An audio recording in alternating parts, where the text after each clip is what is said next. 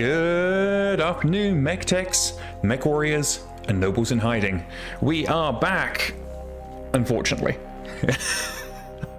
So, as anybody who tuned in yesterday will be well aware, we are diving back into the darkest pit of our parts code.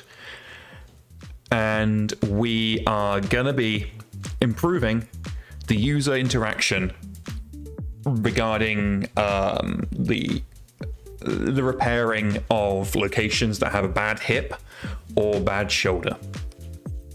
Now, I am not looking forward to this. This is just going to be a day of challenges, because before we even can get started, before we can even look at the code, we need to set up a test environment. So with that in mind, we have got ourselves a campaign set up, a whole bunch of stuff. And apparently we're still on Galatea. And we're going to go ahead and start advancing. Yeah, go away. Oh, that's why I'm stopping. Don't take care of that. Shoo.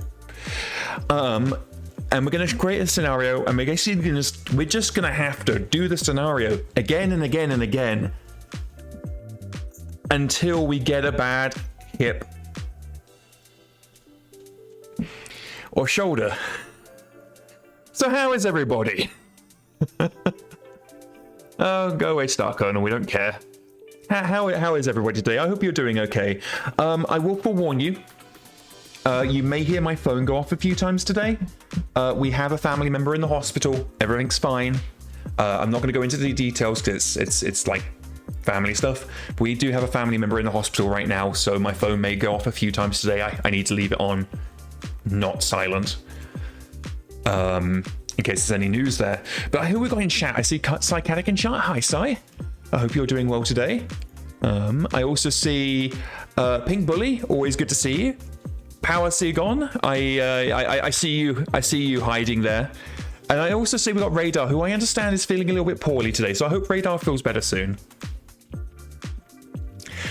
But yeah, this is going to be gross. I am genuinely not looking forward to this. So let's go into GM mode. Let us, we are going to make, first we're going to get rid of this. We don't care about the headquarters. Shoo. And we are going to make, I'm not entirely sure why these, oh, I see this, because they're companies. Okay, we are going to make one massive force. So we're going to have a single battalion with some extra stuff.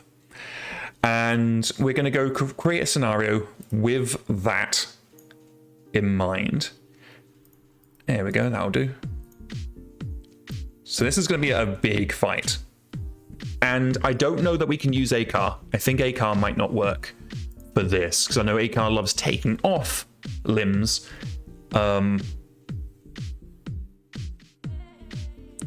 Breaking the hips, I don't think ACAR likes that very much.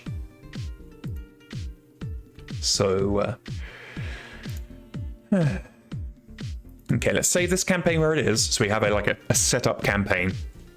I'll call this appropriately setup.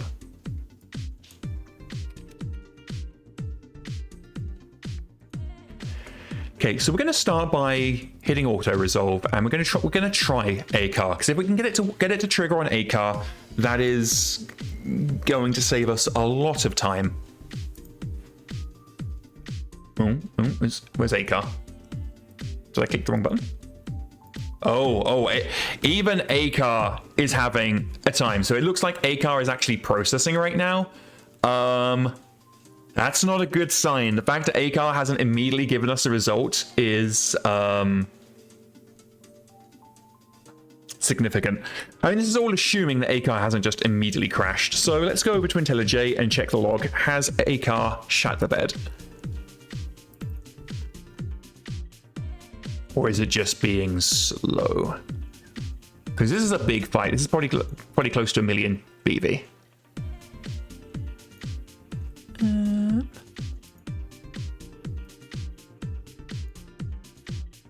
Okay, that's it's not great. So I don't know if ACAR has just broken, or if the fight's just too big for ACAR to run. A MilBV, yeah, no, because our forces alone are 270,000. But the thing is, we need a big fight because we want to guarantee that we get a broken hip or shoulder. And to do that, we're just going to have more dudes on the field. Let's go back into MekHQ and see if we can get ACAR to work. We'll try ACAR one more time. If ACAR doesn't work, we will have to go PACAR, which will take longer. But while we wait for either ACAR or PACAR to run, I'll talk to you guys about Guild Wars 1 that we discussed yesterday. So just waiting for MekHQ to load. We'll get PACAR or ACAR running, and then we'll go from there. Okay, so where am I going? Briefing room. Okay. ACAR, I believe in you. I believe in ACAR. No, it's the dialogue's not hiding. ACAR does not want to run. So we're going to have to close out MekHQ. Okay, yeah. Yeah, I don't know if ACAR's getting into an infinite loop or something, or whether the fight is just that big. We are going to go... Yeah, we're going to go back into PACAR, and we're just going to test things. My concern is that we've got an infinite loop somewhere. Because I did notice we didn't even get salvage screen. Though that may be because we don't have anything to salvage. That I may have that in place. But let's trigger PACAR. And then what I will do is in my own time I'll run another ACAR with some breakpoints and just make sure that's okay. And then we haven't accidentally introduced an infinite loop or something dumb like that into ACAR. Okay, here we are back in the briefing room, and we're going to go for PACAR. Order resolve. PACAR. Don't care about that.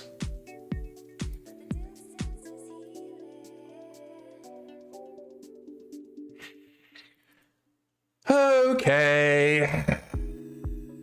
So it's preparing. This is going to take a bit, to be honest. Oh, it's ready. Off we trot. Go have fun, MegaMek. So while MegaMek's having fun in the background, I looked into... So we were talking yesterday about what the devil we're going to do when it comes to my post 51.0 break. What I'm probably going to do is...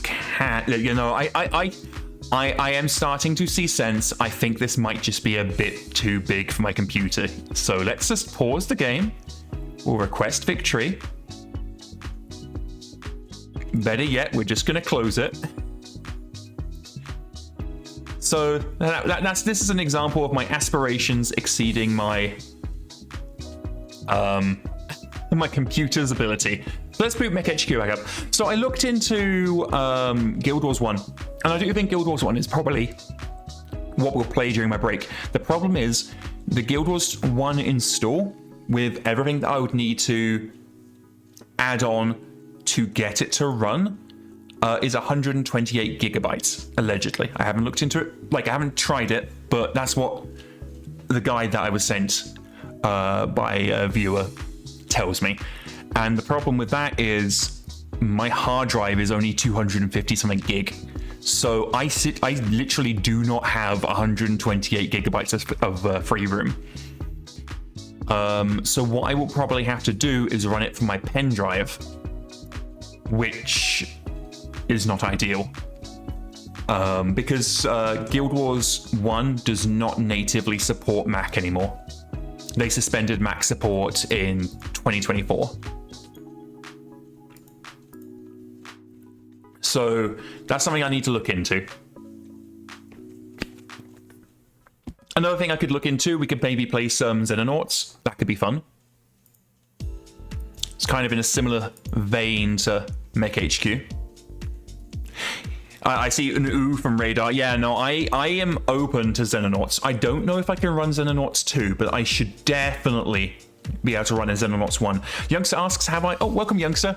Youngster asks, have I tried Xenonauts 2? I haven't. If I can run Xenonauts 2 on this computer, Xenonauts 2 will be what we will run. If I can't run Xenonauts 2, Xenonauts 1 should be good. And I think they run on Mac. I'm hoping so, because I would absolutely love playing Xenonauts with you guys. Because I kind of feel like Xenonauts is a very similar vein to MekHQ. I kind of feel like they're in the same sort of family of experiences. Youngster says they're very similar. X2 is just more modern and refined. So I have followed the development of X2, and what I like, and I do genuinely think they did this the right way. So what they did with Xenonauts 1 is they basically just wanted to recreate the original XCOM experience, and they did so successfully. Like, I don't think anybody can dispute that. Xenonauts 1 is the closest to a modern XCOM 1 that we've had. The remakes are nothing like the original XCOMs. Where Xenonauts can run on Mac OS, okay, that's a good start. Whereas Xenonauts 2 is they took their experiences from Xenonauts 1 and then well, what changes can we make that will... Did I not click Advanced Day? That sounds like something I would do. What can we do to change the experience to modernize it, but without losing the heart that was Xenonauts 1? And why I think that's interesting is... Go away. Xenonauts 2 is basically is basically the same problem that the newer XCOMs were trying to solve, but approaching it from a different direction. So I'm really, really intrigued to see if there are similarities between X2 and the remake XCOMs, to see... So they're coming at the same problem from different directions. I'm just curious to see if there's any overlap between those two directions. I think that's very interesting from a developmental standpoint. So let's reveal. Okay. This time we are not going to have an entire battalion plus. We're just going to do a single company. Always consider a combat team. And pick a line. Yeah, that'll do. We're not really worried about what the scenario it is.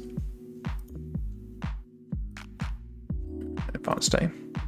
But yeah, if I can run Xenonauts, I actually think Xenonauts would be a better fit for us. Cancel. Okay, yeah, so it was just the order. It was too big. Okay, that's good. Orders are over. We need to fix that.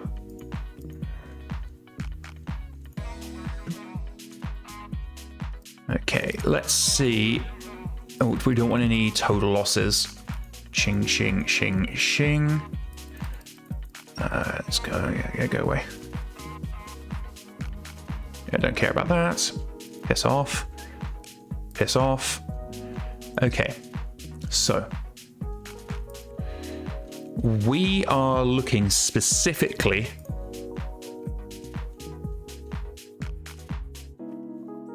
for broken hips and broken shoulders, which I don't know if ACAR can actually even do, is the problem. So we'll try this a couple more times, but I am reasonably confident that ACAR can't actually break hips. You know what, yeah, we're going to finish searching here just in case we got lucky, but I'm actually going to run PACAR instead, because PACAR is just a game of MegaMek without any abstraction. So let's load our last save. Seeing lots of foots and legs, yeah. PACAR rather loves blowing limbs off. How Packard, like I say, because Packard is just MegaMek played by Princess, we should get more believable results. Let's go to auto solve. Let's hit Packard. And we may need to run this multiple times, is the problem. But there's no getting around that, so let's go back to Radar says I think added for our CT, that possibly. So let's, while we're waiting for this to run, because there's literally nothing else we can do, let us go to Safari and let's have a look at, now I don't know if can I run it.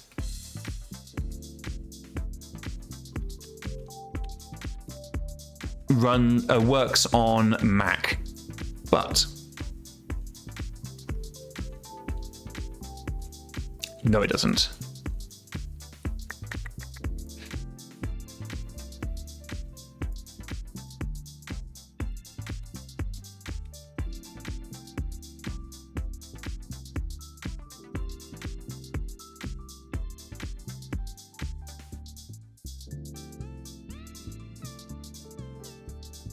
So it doesn't look like Xenonauts 2 is available on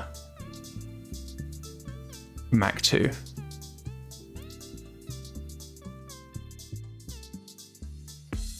I might be able to get it with Crossover though. The problem is Crossover is really, really chunky, and Crossover was with the app that I was thinking I would need to install for Guild Wars 2.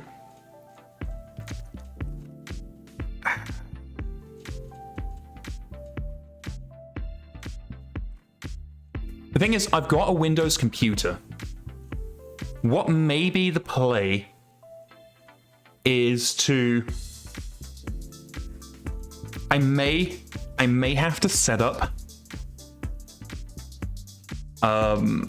streaming stuff on my Windows laptop. Yeah, Radar confirms they're not seeing Macs or Linux support.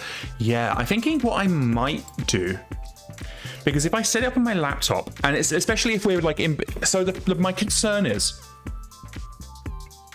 excuse me, my concern is if I go to the trouble of packing down my dev environment and setting up my Windows laptop, because I have a tiny Windows gaming laptop. If I set up my Windows laptop and then have it pushed to my screens, if something goes terribly wrong in MekHQ, I won't be able to fix it because I won't have a dev environment.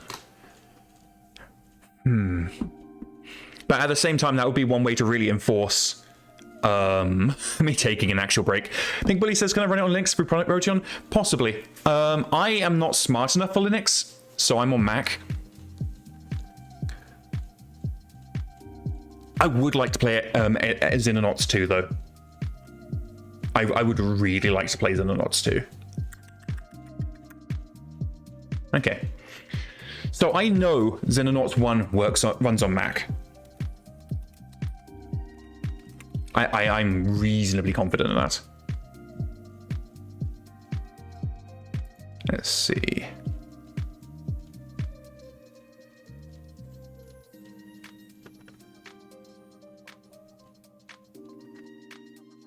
Yeah. Okay. Leave this to me. Leave this to me. I will see it done. I will say, I adore Guild Wars 1. I genuinely love Guild Wars 1.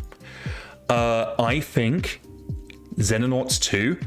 Oh, look at it go. It's still going. Nipping over to there we go. MekHQ, look at it go. I think Xenonauts 2 is a better fit for us. So leave it to me. What I may need to do, I may need to install it to my pen drive. Because if I can have the game installed on my hard drive and Crossover installed on my pen drive, I might be able to still get everything to clunk along. I can test that in my own time. If that doesn't work, I can then look into going through the whole hassle of setting up my Windows gaming laptop. Luckily, X2 is like 8 gigs. Yeah, no, I think we can definitely get it done. I would love to have the opportunity to play I can say Guild Wars. I have the opportunity to play XCOM 2 with you folks. I think that would genuinely have a lot of fun with that. You can all admire my amazing tactics. I am not good at those games. The only reason I won XCOM 1 was because I realized I could just win the aircraft war and then just not bother salvaging any of the alien stuff. I just destroy their crash sites and then they can't do anything to me.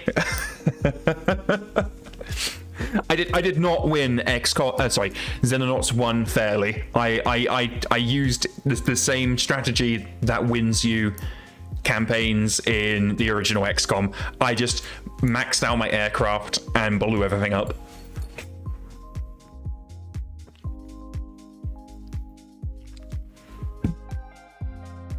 So yeah, I think that will be lots of fun. I think we're winning. I think they had a whole bunch of reinforcements just arrive. So I think we're winning.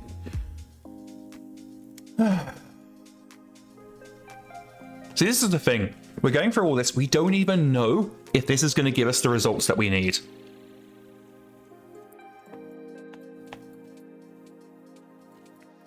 What I should have done is I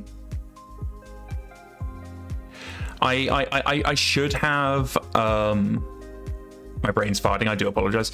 I should have got us a whole bunch of salvage vehicles so that we could salvage the OP4 in case they have any broken hips or shoulders. That's what we'll do next time. If we have to do it next time, I hope we don't.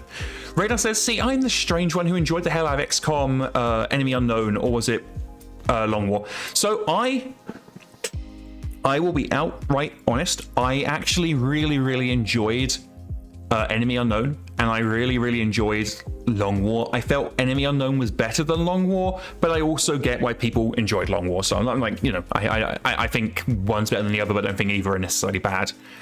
I do not think they are bad games. I think they're very enjoyable experiences. What I think they are is not in keeping with the spirit, or rather the experience. They do not offer a similar experience to the original XCOMs.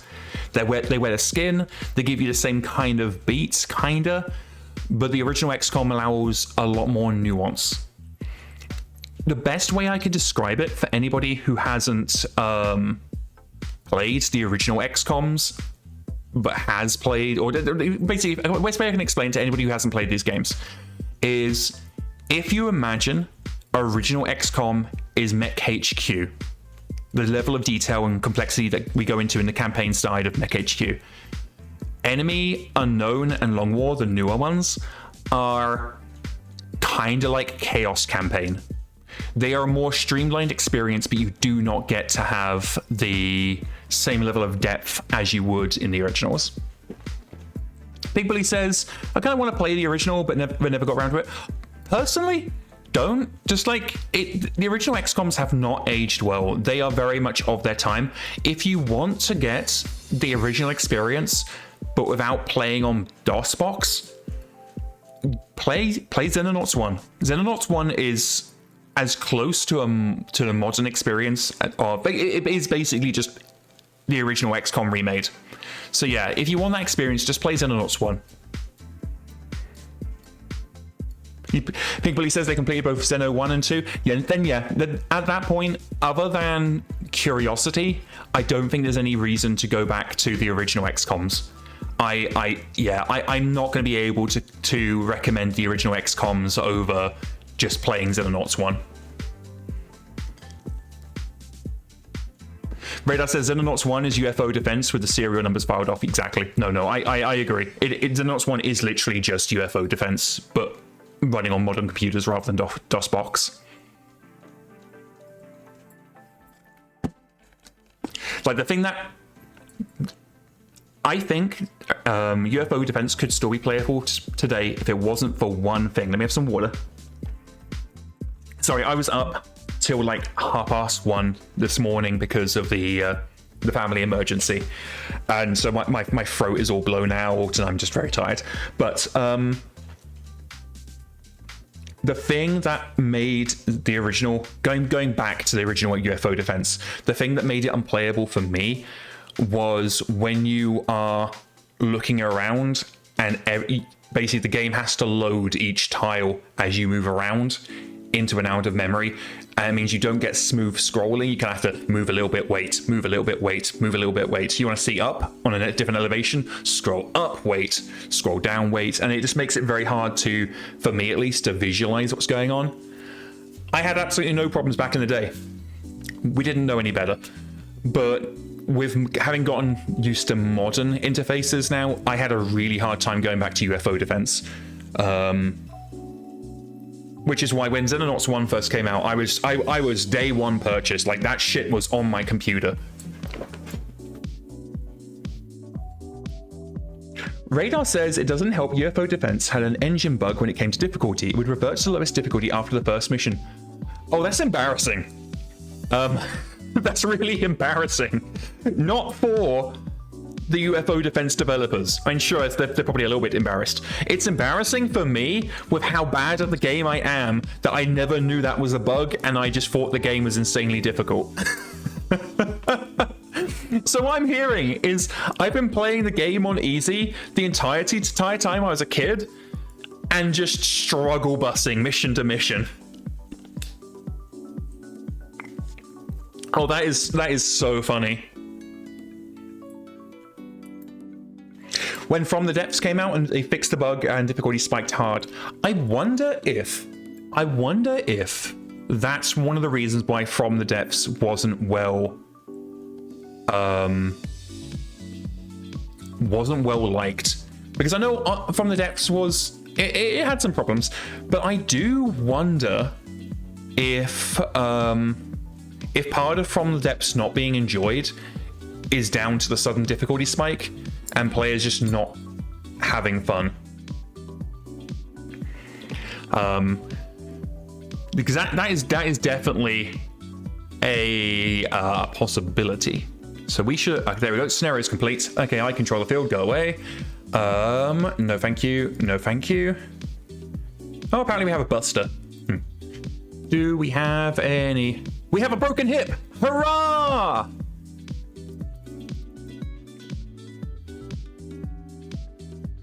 Don't care, don't care, don't care. Repair bay. Okay.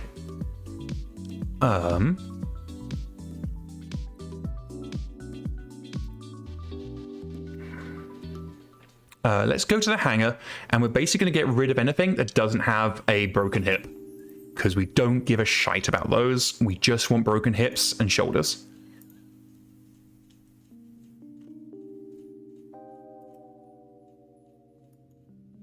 I am very, very glad that we managed to get it pretty quickly. Big Bully says, the issue of Against the Depths is how much effort it takes to build something that looks good. I never actually played Against the Depths, so I can't really comment myself. Oh, that's not what I wanted. Yeah, I never actually got to play Against the Depths. The only reason I managed to play the original XCOM UFO Defense was because I managed to get it at a charity shop. I want you. I was so happy the day I found UFO Defense in a charity box. Got it with my pocket money. Probably cost me like maybe a couple of pounds, like maybe £2 at most. And yeah, and I played the heck out of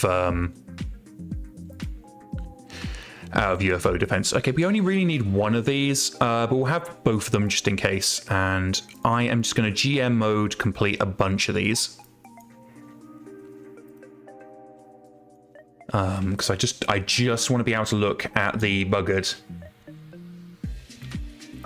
shoulder or hip, whichever it is. It doesn't really matter which it is, so long as I can do it. There it is. Okay, so the rest should be fine.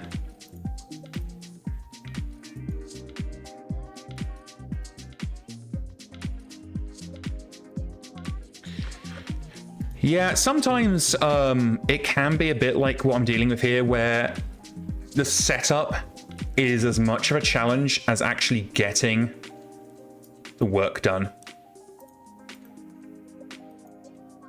And this is literally...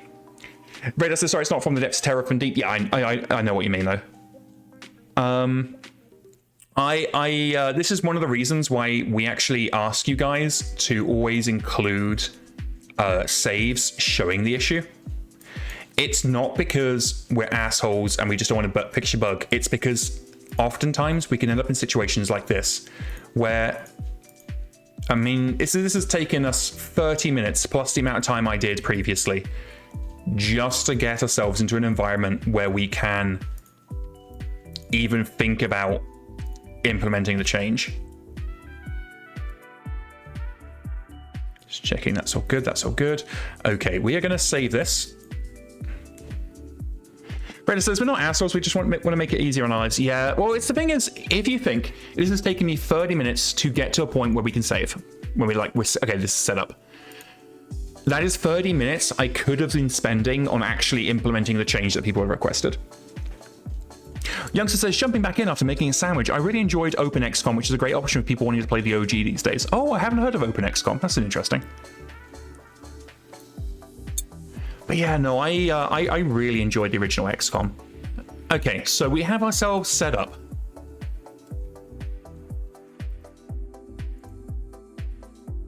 Okay, so we're going to go to scrap. And we are going to go to, was it right arm? Left arm?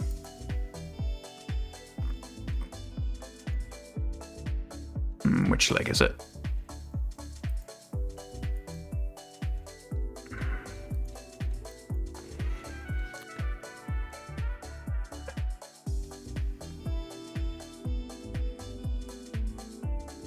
Okay, so we're going to attempt to scrap this, and it's going to throw us up an error. Okay, so let's go scrap components. So scrap components is what we're looking for. I'll type that into search, and then I'll switch this over to IntelliJ.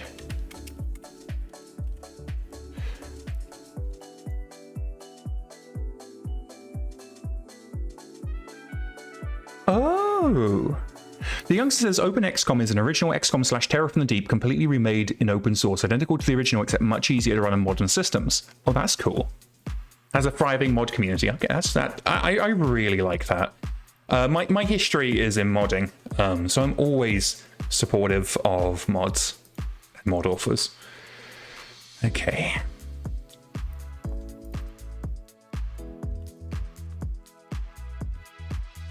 All right. So let me have some water. And again, I do apologize. I'm having a lot of water breaks today. As I said earlier, I was up really late this morning because of a family emergency. So I'm not as full of sprite and energy as I am normally. I'm just a bit tired. Okay.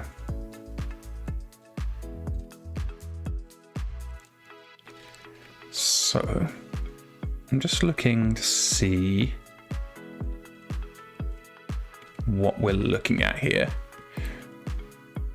So going back to MekHQ, the error message we're seeing is you must first remove the armor from the location. So let's go back into IntelliJ, and we're going to go, you must remove the armor. First remove the armor. Let's first remove the armor. Okay. So that shows us where we are looking at this.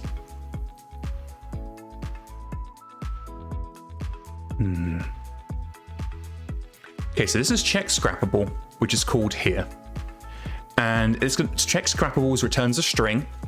And if the string is empty, it's just going to return null. At which point, return null here. At which point this is going to then trigger with the title, cannot scrap part. Cannot scrap part is what we see in MekHQ. And then this string is what's being returned by is scrappable. Diddly dum dum.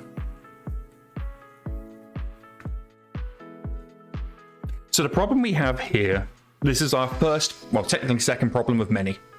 The first problem we've got here is that this bit of code does not know what we're actually working on.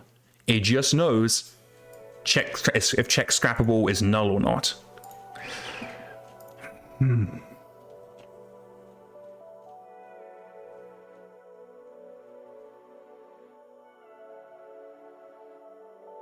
So before we can do anything, we need to teach this area of the code what we're actually working with.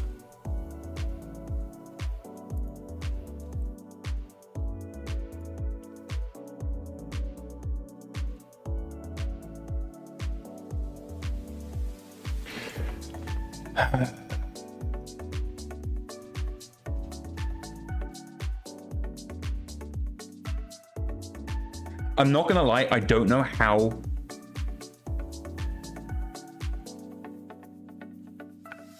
doable this is going to be. Psychedelic says, I kind of wish that if I didn't have a contract active, the briefing room defaulted to an empty screen. It mostly does in the new version. In 51.0, it mostly does. The briefing room's been fully updated in 51.0. In fact, when I opened it with an empty contract before, I actually thought it was broken. Because I'm so used to there being stuff there.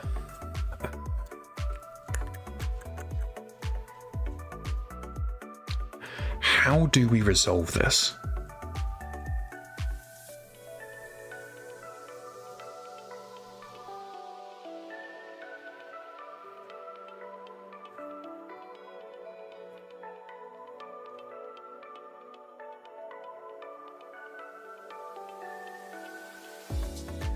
Let's prefer the armor from this location before we scrap it.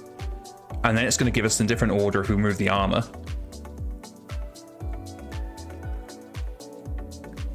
This one here.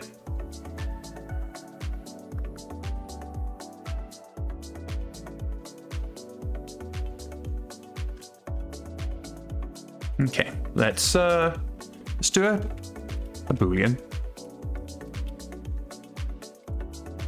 Is broken hip or shoulder? And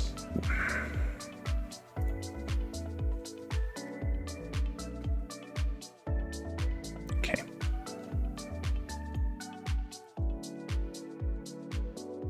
We kind of need to copy some of this method so we can steal some of the logic. We are not going to use everything, but we've got most of the logic in place. So the smartest move right now is to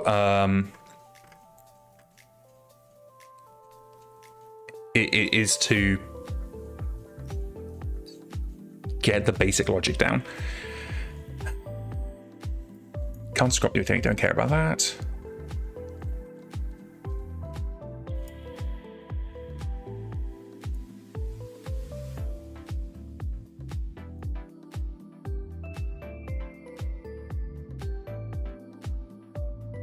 Okay, it's instead.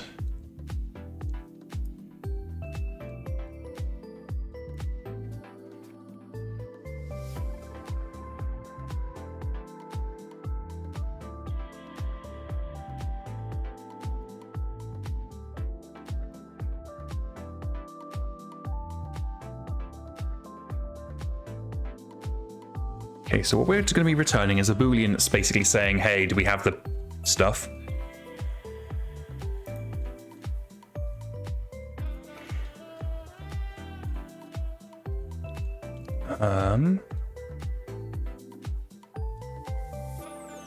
We don't need to check rear locations because this is only affecting limbs.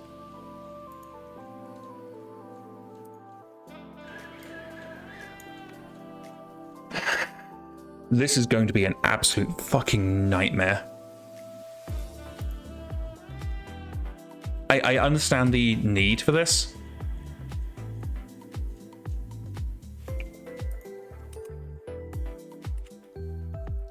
But this is genuinely going to be a nightmare to implement.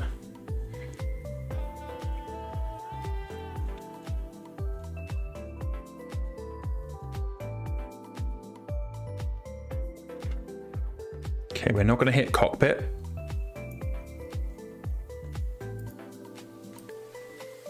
Yeah, okay, I am going to straight up say that this is not doable. This is going... No, we can try. We can give it an earnest effort. This is going to be so fucking hard to implement. Because if we need to basically... We don't care about avionics. Landing gear. Oh yeah, it might... That might be in the limbs, I guess.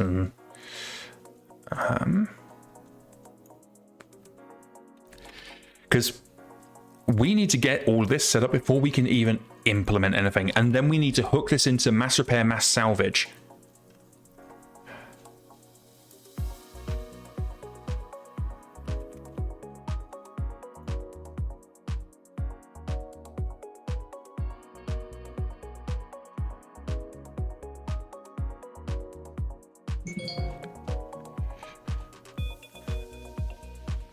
Did I miss a open brace? Looks like I did somewhere. Turn. Oops. Okay.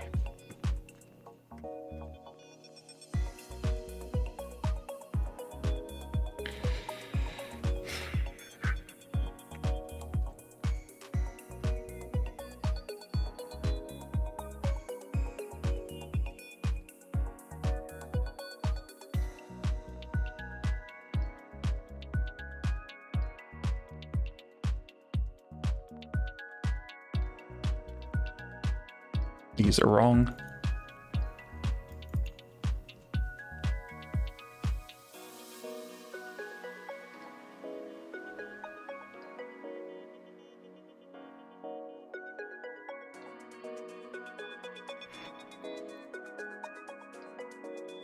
I'm just verifying this looks good.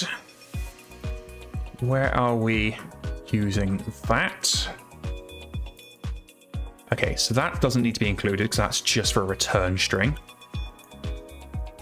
Okay. So let's go back over here. And we're gonna run if part P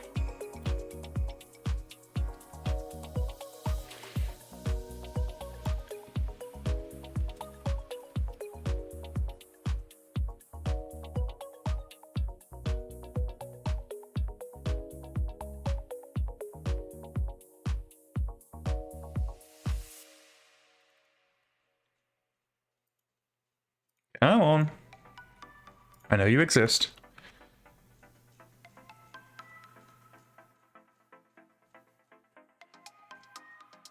Because it's not an iPart work. Okay. Okay, because I really don't want to add this method to every... Okay, we can work with this. If a instance of part, which it is part. This is going to be super ugly, but this is just for testing.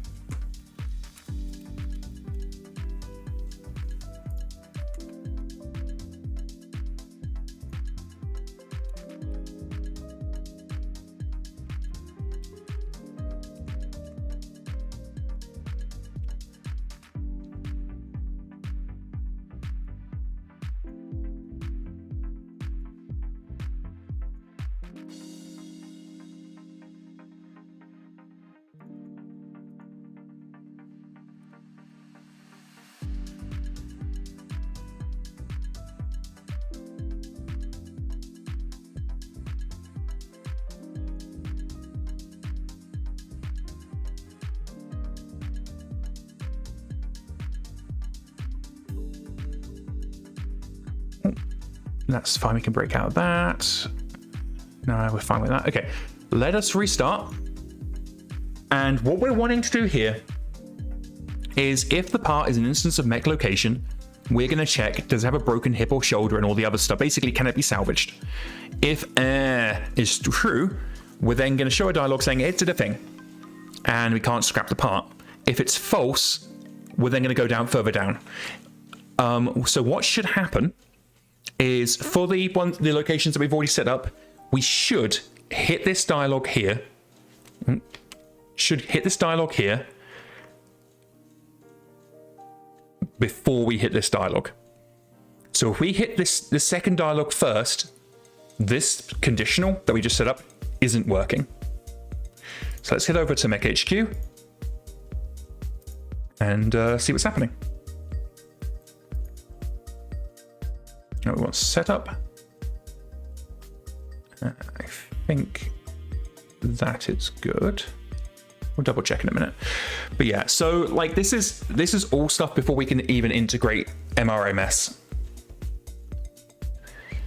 You guys are going to have to just get used to me complaining for the rest of today because I'm not going to have fun today. So have we got everything set up? Yes, we have. Okay, so we are now going to attempt to scrap component. Cool. Okay, so it worked. We are now going to go to the hangar and we're going to edit the damage on one of these. It is the left leg, it's got a broken hip, so we're going to crit out the right arm shoulder. Not the shoulder. Oh, I didn't know we could have done this here. We could have done this the whole time. Oh, derpy derp. We are going to crit out the right arm. Okay, right arm is now gone.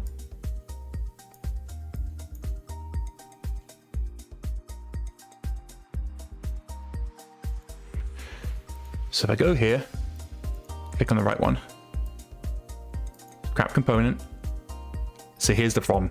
This should not have triggered.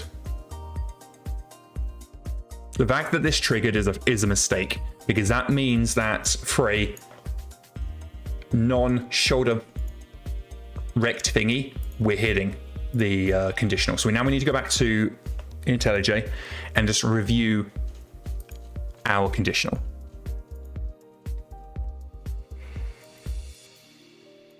So it seems to me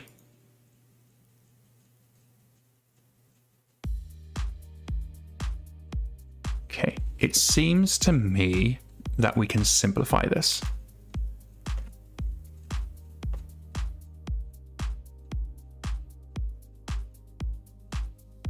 Okay, first we want to confirm, are we an instance of a Mech? Then we're going to check some locations. Can we just go shoulder? We can't. Okay, that's fine.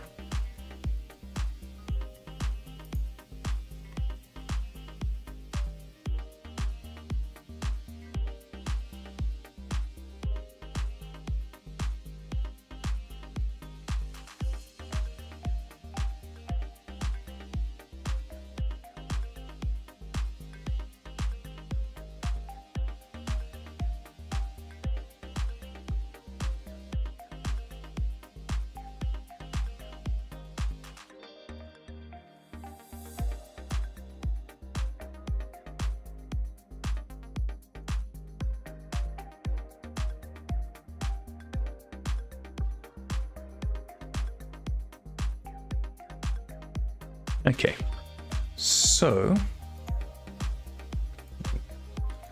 there we go. So and we'll coat all this in a bracket. Well, what this means is if none of these return true, we're going to return false.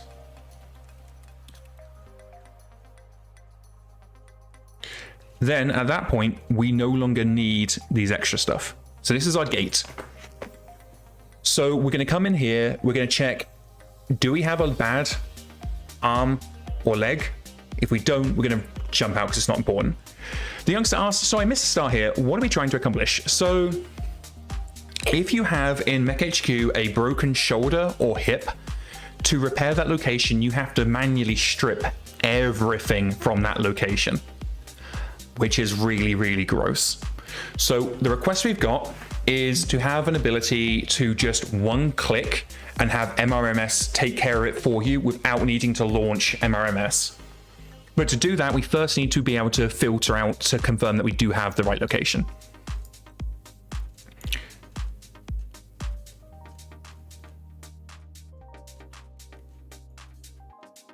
Okay, so we now need a Boolean. Boolean has bad shoulder or hip. And we initialize that as false. And we also need another Boolean, has equipment in location, also called false. So now,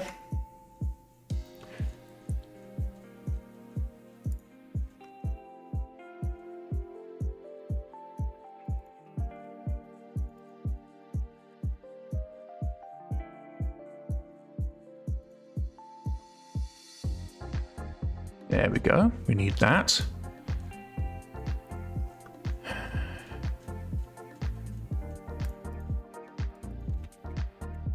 So what we're doing here is just confirming that we have stuff.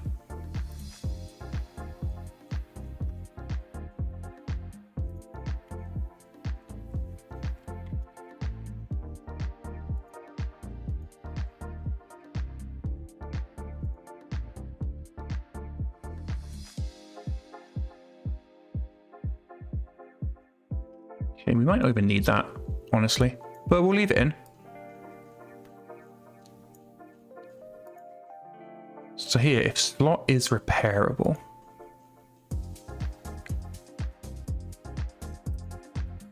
okay.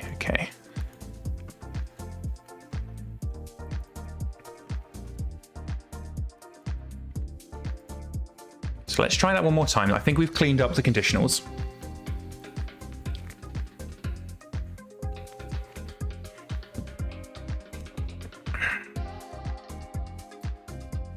And again, this whole setup is before we can even hook in MRMS, which is going to be a whole other kettle of fish. But if at least we can get this one done, that's going to be the main thing. So let's head back into our setup.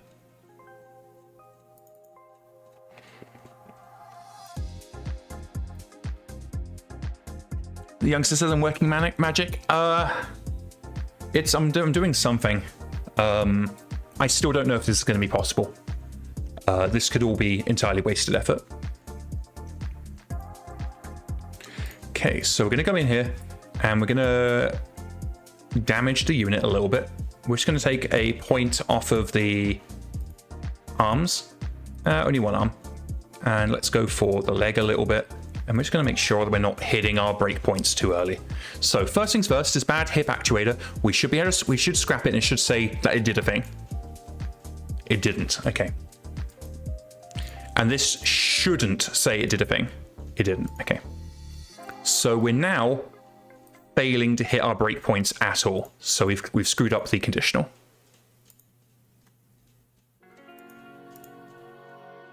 So now we need to review the conditional again and try and figure out where we are failing.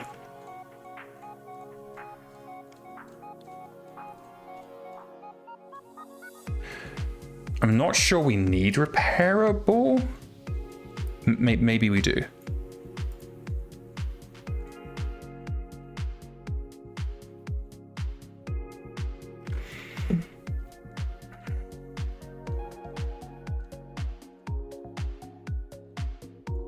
Okay, so this is correct.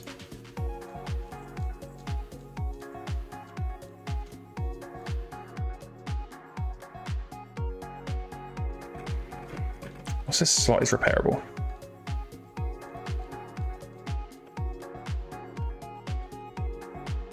Okay, this looks like this should be true.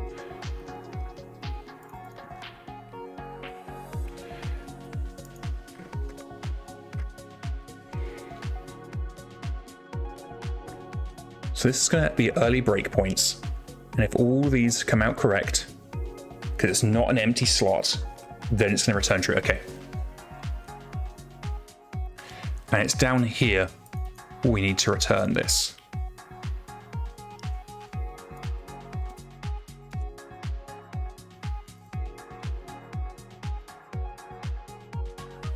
So here's the thing, actually. No, we do need that. So we only want to return true in instances where we're working with a bad hip or shoulder and we have equipment in that location. Equipment can include armor.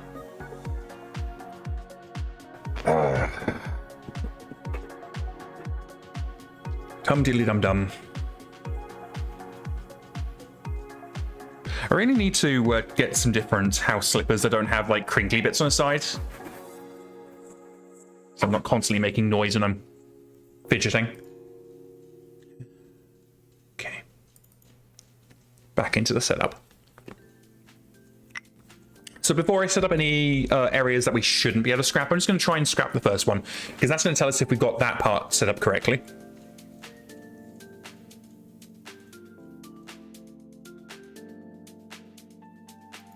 So let's try this.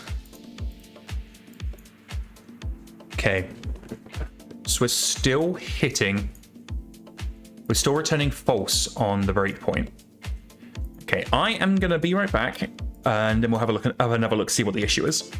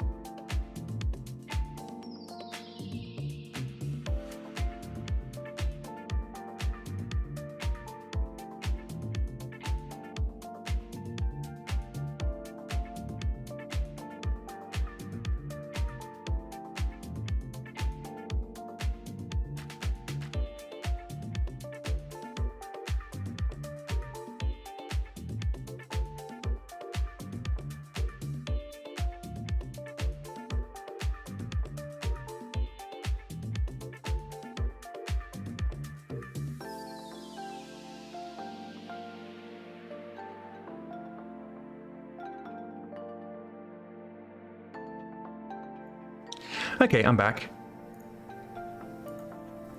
All right, so I get my hair out of my face. Go away, hair. Let's see here.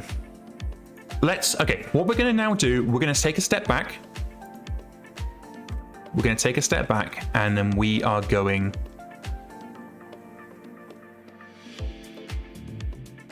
to simplify this.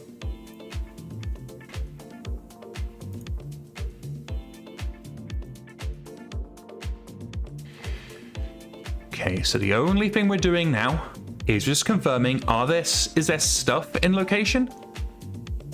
And do we have a bad hit? So we're gonna hit continue here.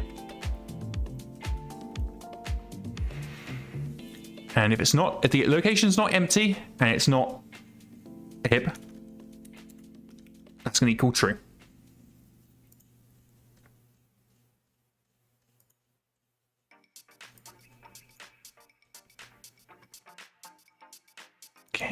And when we do want to check that, that's fine. Okay. We can early exit.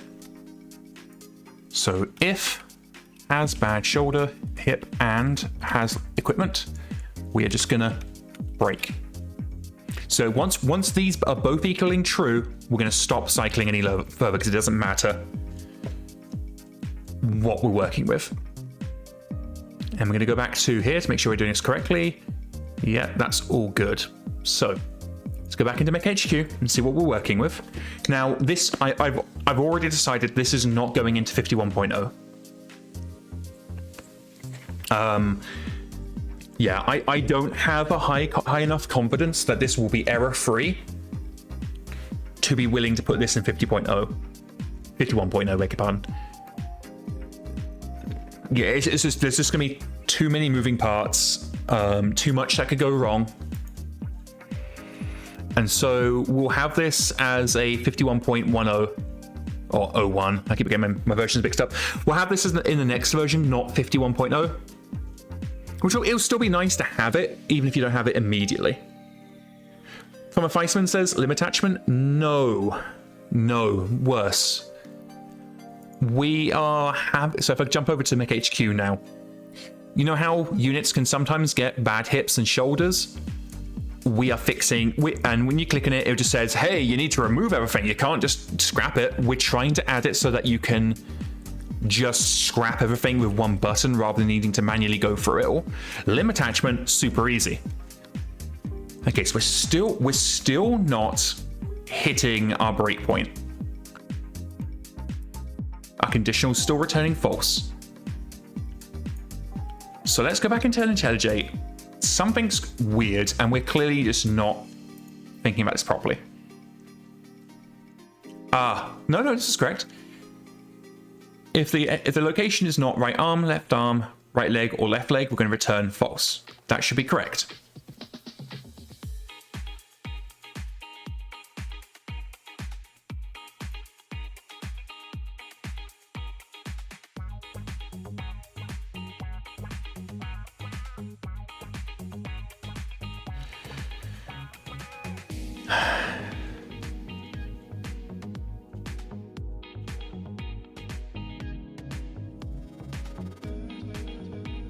Okay, if armor and location is greater than 0, it's going to equal true. If slot equals null, or slot is not hittable, return. Okay, that's true.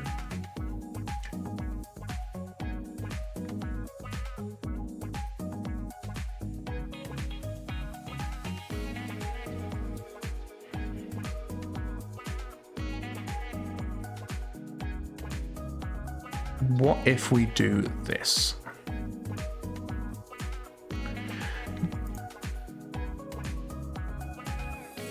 I frickin' hate streams, but that may be the root cause.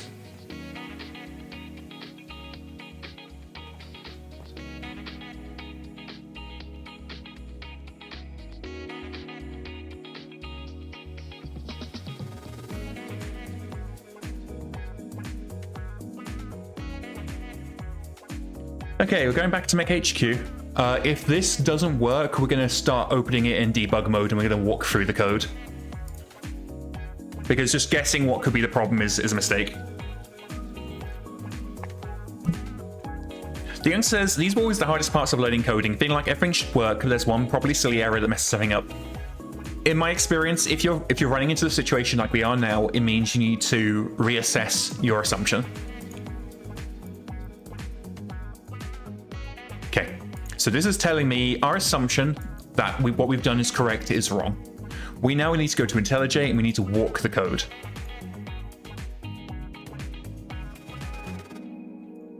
So we are just going to put breakpoints all over this.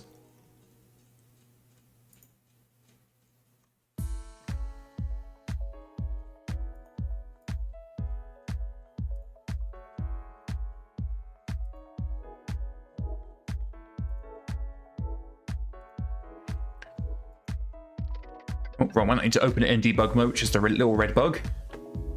And so all those dots I've just placed on the left-hand side. That means as soon as the code hits that, it's going to stop.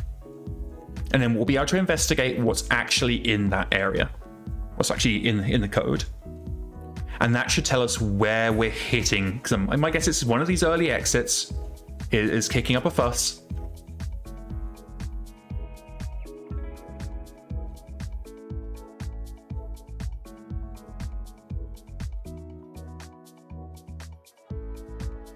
I already see the issue. We're not testing for bad actuators or bad shoulders. We're just testing whether they exist.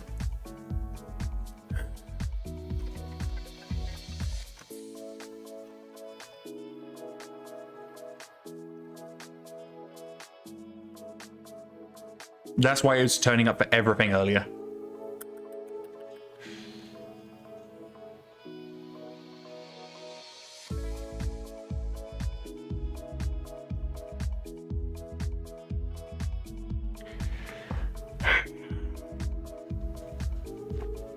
Okay, I think it's,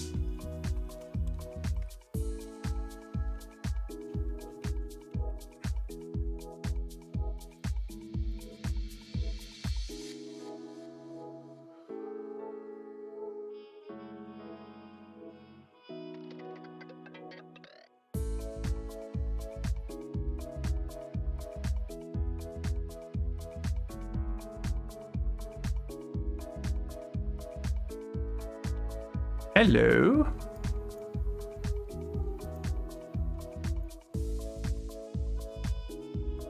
Hello, hello, hello.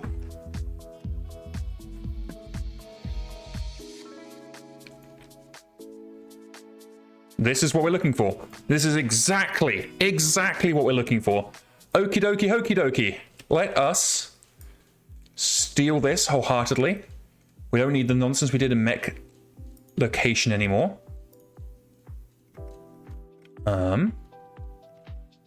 So this is going down to do task. Go here. And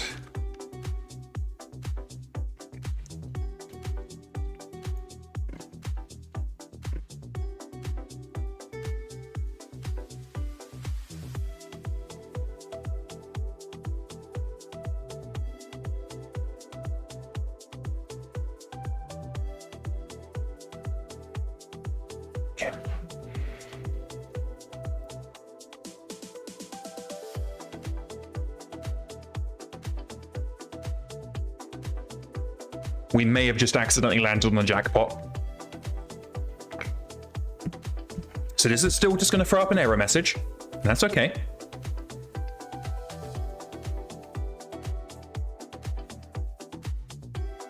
But if this triggers what we need it to, that's the first part of this hellscape done. So I am loading up MekHQ. I think I clicked the wrong button. Whoops-a-doodles.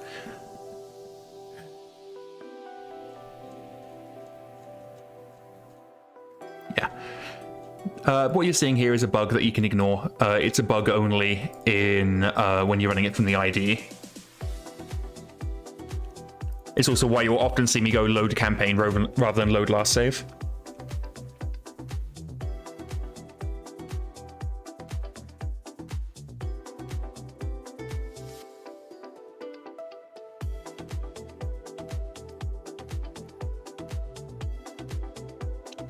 Okay, cool. So that's giving us our error message. Now let's edit this. I'm going to break some other locations a little bit. Edit damage. And this should give us a different error message. So this should give us the message we just put in there. There it does. Perfect. Yeah, wait, no, go away. And this should just give us a second message, which it does. Eureka. Okay, so.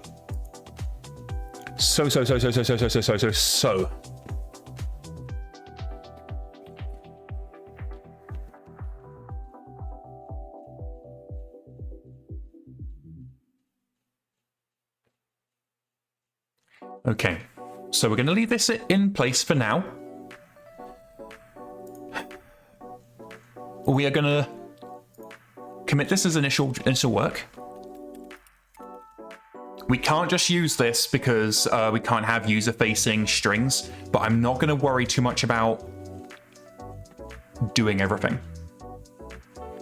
My main priority right this second is going to be getting the code up and running. So we're going to move this return here. We are going to commit this initial work. So this is just our initial setup.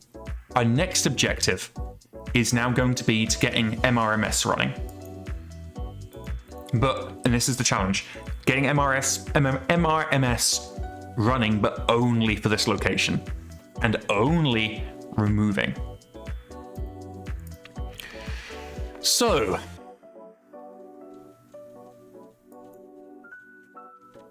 let's have a look at MRMS.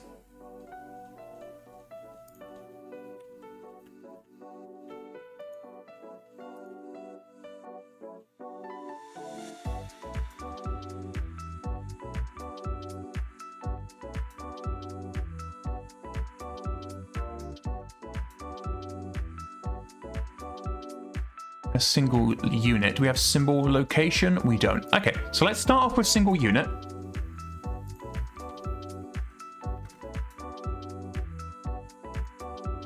I'm going to change that to single location.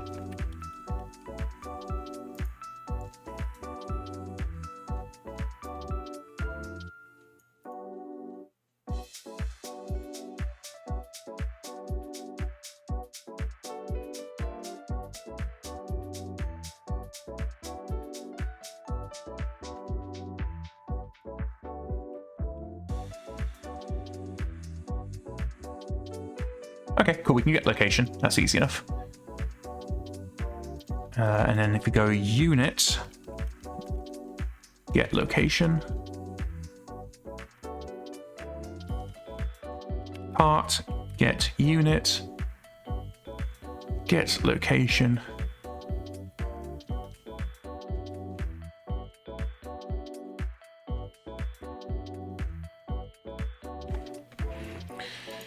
How are we working here?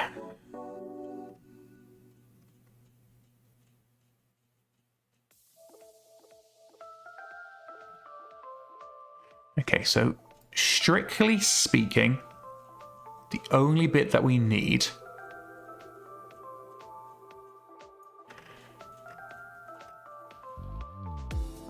is going to be this bit.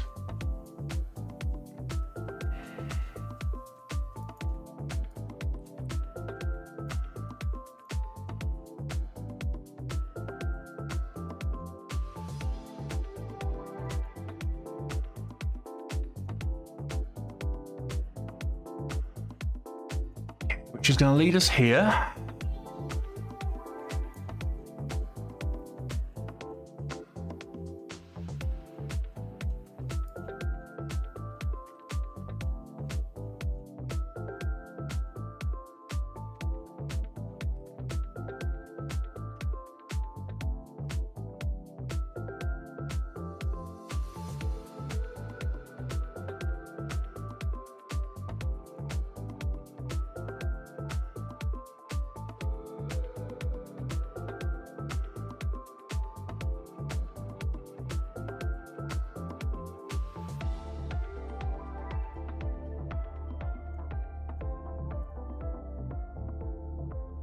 Where the devil are we using this? Oh, okay. We don't care about that.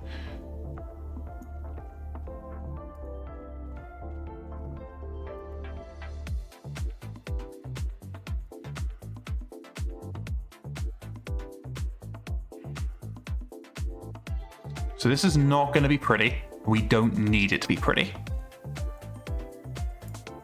What we need is it just to work for now.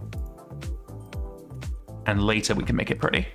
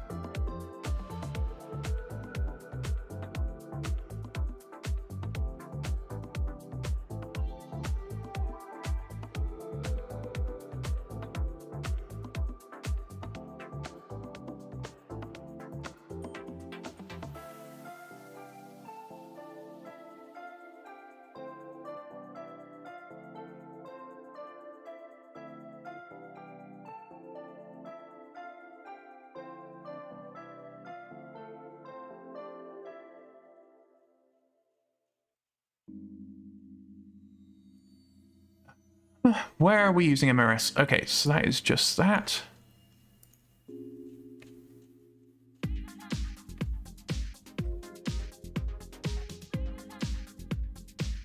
Oh, it's literally just there. Herpy dub.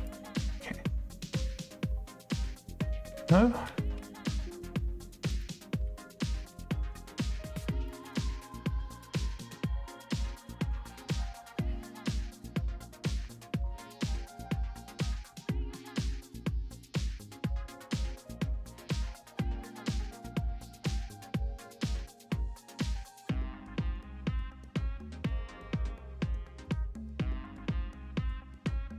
Okay, there we go, it's configured. So we should already have access to that. We do. There we go. I thought we already had access to that. So I have never really been involved in any of the MRMS stuff.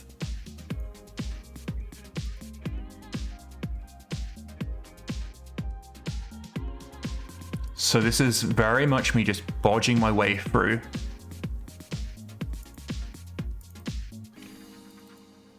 And then once I've got a semblance of it working, we can then come back. And this is going to be easy, at least. We're just going to do unit is salvage. Okay.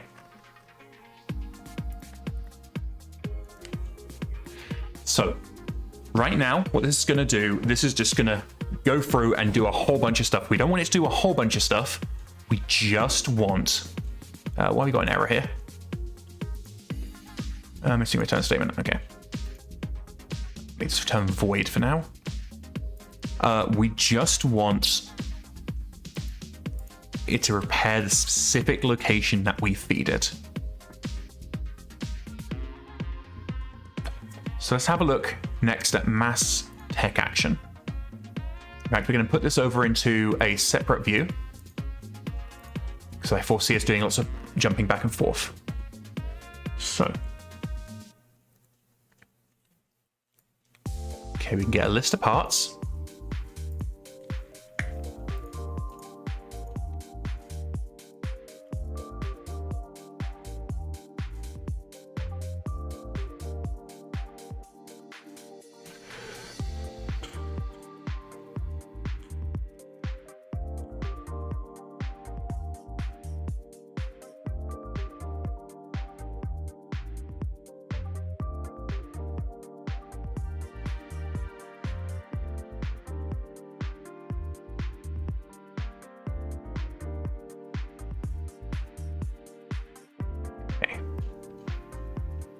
Let's do something slightly different here.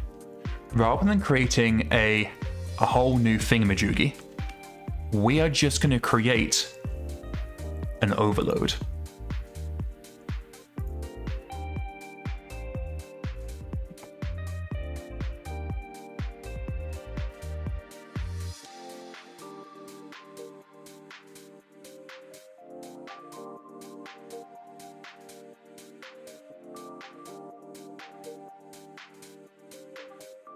Because I don't want to have to reinvent the wheel here.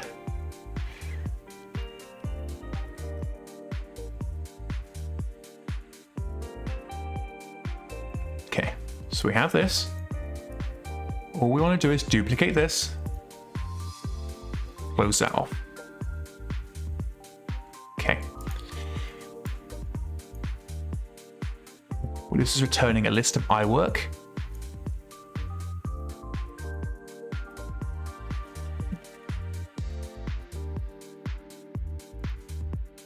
Which is what we're going to have here.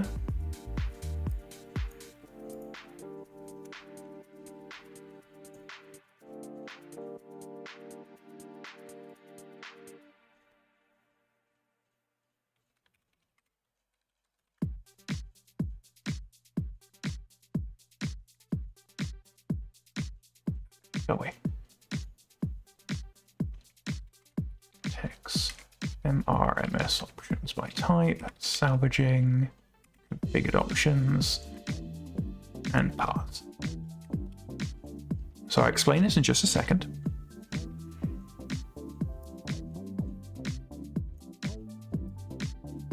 So what we've done is we've taken this bit here, which basically gets all a list of the parts that all need working on. We've taken that out of the main MRMS mass repair function. And we've moved it into an overload. And what this means is we can either pass in what parts we want worked on specifically, or we can just not do that and then it's going to work exactly the same as it already works.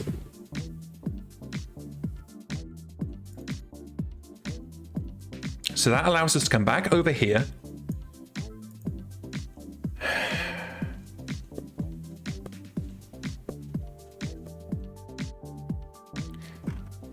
If we pass in part,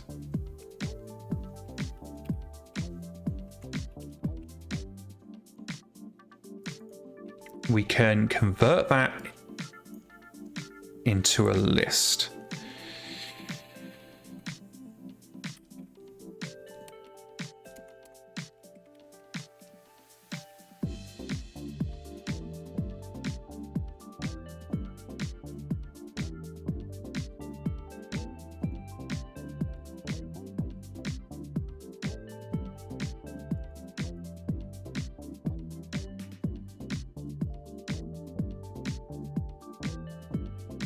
Yeah, probably got the right. Just do that. And then what we'll do is we'll add part.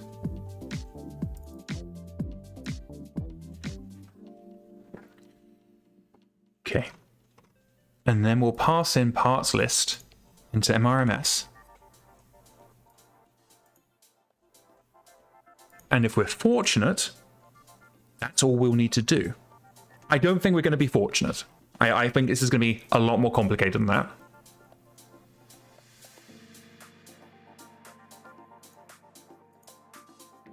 But we can try at least. So that means we now need to call this. So we're going to come up here. And we're going to do MRMS service, form single location MRMS.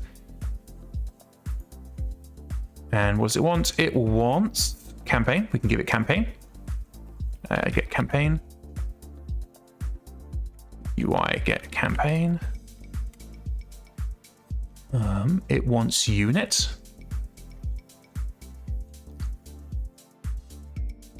We can do part get unit. And it wants the part itself.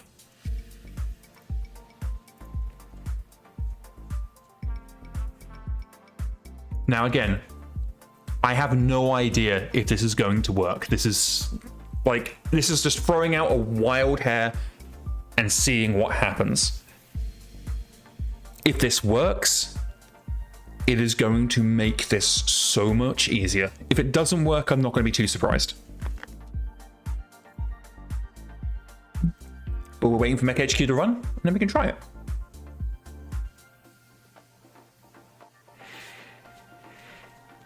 Okay, now there's many problems with this, not least of which is we're not going to get any real feedback if it works or not.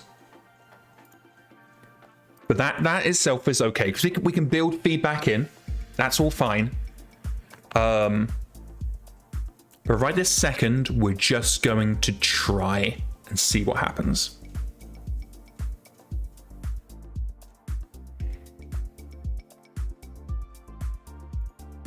Okay, so we're going to go to the hangar. We're going to hit air. We're going to hit scrap. Go away. Okay. So it worked. It worked perfectly. So, yeah. It fucking worked. Alrighty then. That's made my day. Okay. We still need to do some more tests. We need to test what happens if there are other repair jobs that need to be done. Okay, so that's what we're going to test now. So we're going to go in and we're going to go and damage the left torso a little bit and come back. And we're going to attempt to scrap this. Now it should leave the left torso alone. It did. Holy shit. Okay, let's reload. Oh my fucking god. Okay, we're going to reload. Our next test is multiple smashed up hips. Okay, we've got an error. It's not a good start, but that's okay. We can work with that. Let's go over to our logs. See what the error is.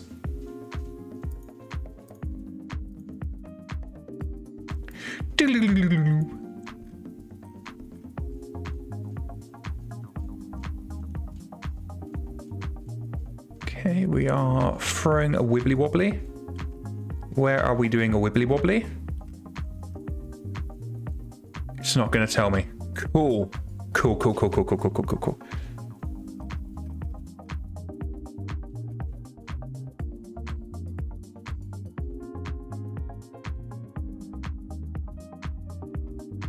So I have absolutely no idea where this error is coming from because this is all just stock Java stuff.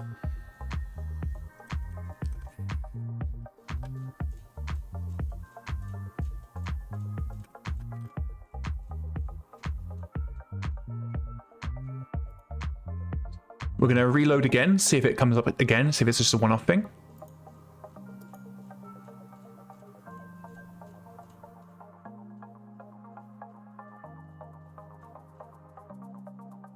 Okay, we didn't get the error that time. I am going to go and hit this with scrap repair. And now I'm going to reload and see if that error comes back. Because it could be something that we've done. Like, we are absolutely working in a way that is not intended. Okay, that didn't, so it could be a transitory thing. We're going to replicate what we did a second ago. We're going to come in here. We're going to edit damage. We're going to smash up the left torso a little bit. We're going to come over back in here. We're going to scrap this component. We're now going to load, because this is exactly the same as what we did a second ago, to see if we can make the error replicate. Because what we're trying to identify is this an error that we have introduced? Is this an existing error?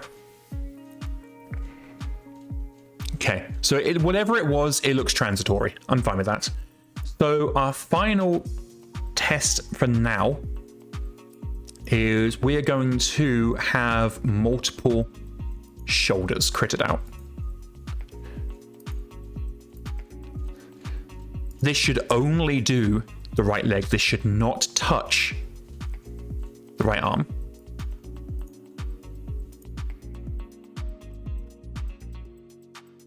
Okay, it did both.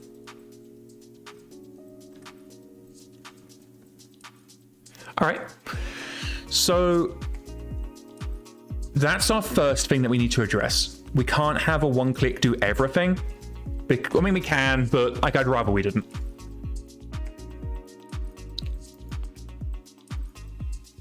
But we are significantly further on than I was expecting. Also, I was in MekHQ that entire time. I do apologize. Okay.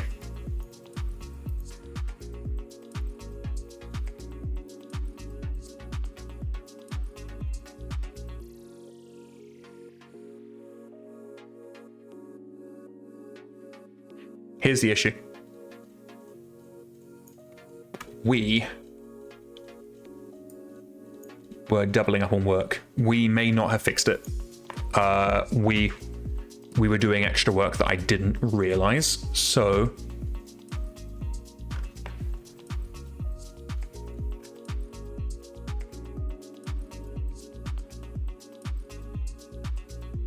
we might have celebrated too early.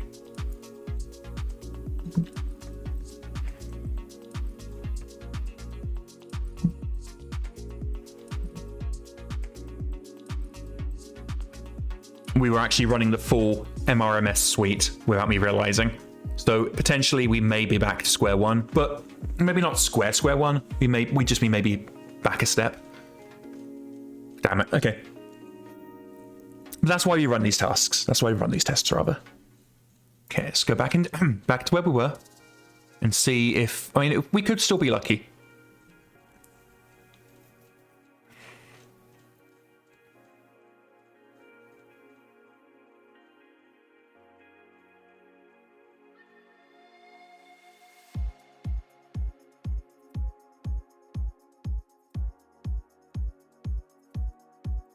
Okay, moment of truth. Okay, no, it still works. It still works. Okay, okay. My poor heart. My poor beaty heart. My achy breaky heart was almost achy dakey. Okay, so now we're gonna check if we go and smash up a shoulder as well. Okay, so we're only repairing the right arm. There we go. Okay, now that bug's fixed. That bug is fixed. So now we're going to go to new campaign.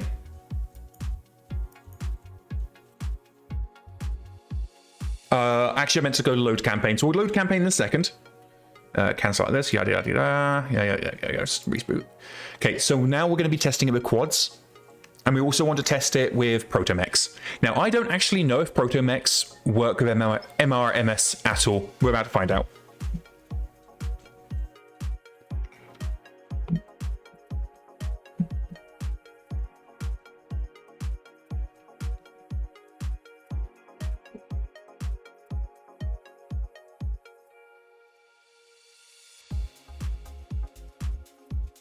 Okay, so we boot up and we'll add ourselves a Scorpion, a favorite from the Scrotorious Bastards weekly campaign. The good old Scorpion, piloted by Mr. Krabs. But we're going to grab ourselves a Scorpion and we're going to break his legs. That's not... my brain's moving too fast. I'm clicking on the wrong things.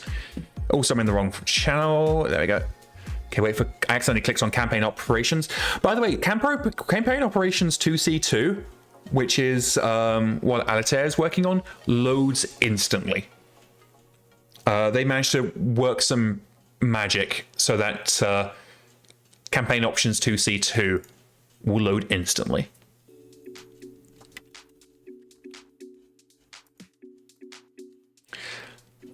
Scorpion 1A, that'll do. We are also going to check Super Heavy as well.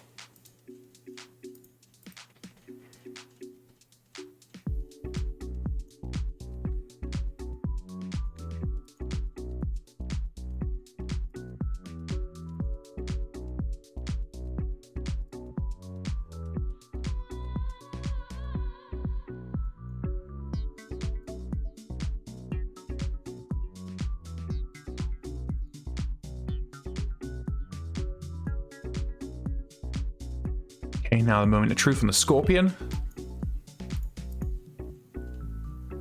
Okay, works. All right, so our next test is going to be a Super Heavy. I think the Ares is a Super Heavy. Yeah, it's a Super Heavy.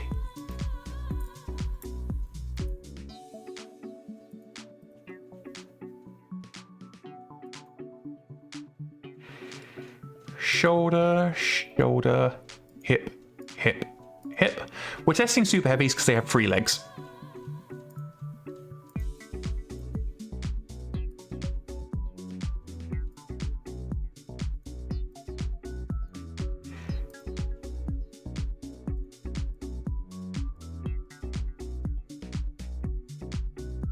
Good, okay. So all the tests have come back true, so we know they're all good. So that takes us back to IntelliJ. So, Radar says, I wish Super Heavy MegaMeks were available earlier in the timeline. Yeah. Yeah. Okay, so there is still a bug here, and I don't know if any of you have spotted it. The bug is that we're not just scrapping the location, we're also repairing it. And we want to only do scrapping.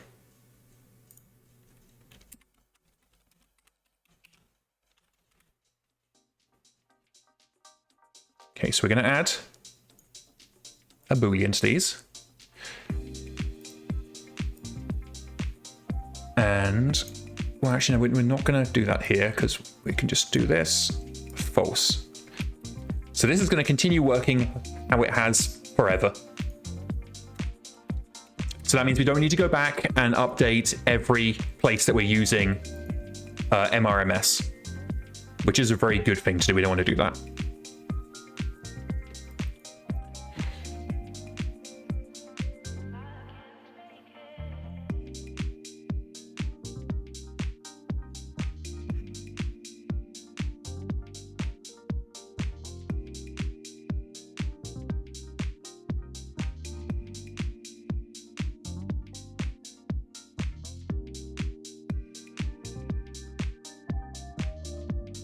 What I'm looking for is parts where it's to be removed. Here we go.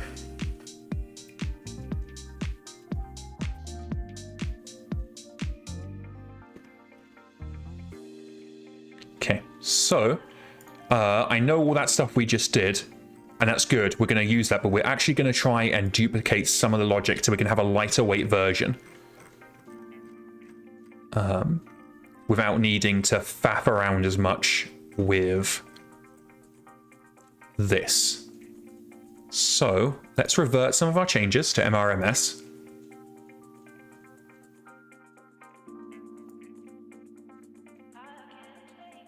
We don't want to revert that change, that would make me sad. We do want to revert this change. We don't want to revert this change.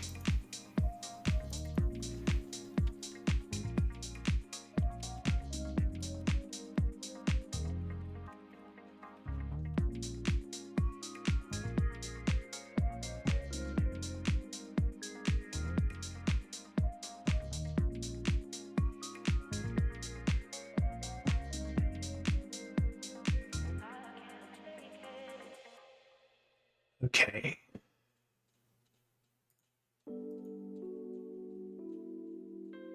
Parts is empty. We can, if parts is empty, we're just going to return. No.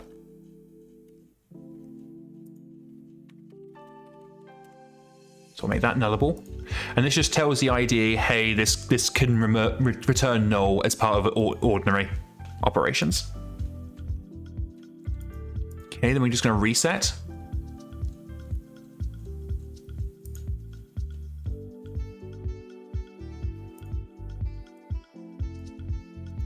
Extract a method.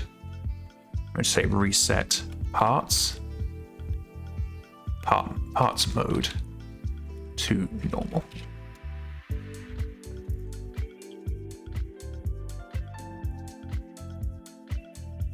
Okay, we're not going to worry about auto scrapping stuff.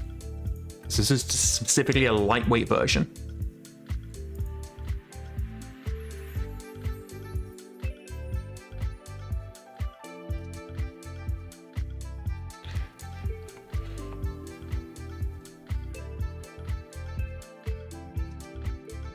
This is the golden area. This is specifically what we're looking for. And the reason why I broke out some of this stuff into its own method is because it's working exactly the same as it did previously. Am I editing the wrong method? No. As it did previously, we are... No, I am editing the wrong method. God damn it. 1 second. Let me undo my nonsense.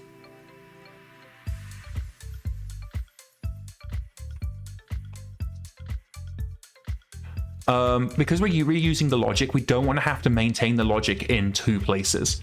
So what we're doing here is, where possible, we're going to swap out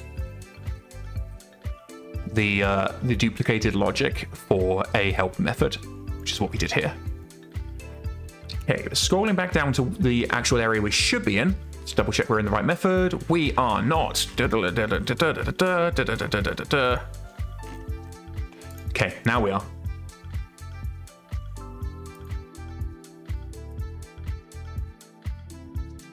Currently we're missing a return statement. What did we accidentally get rid of?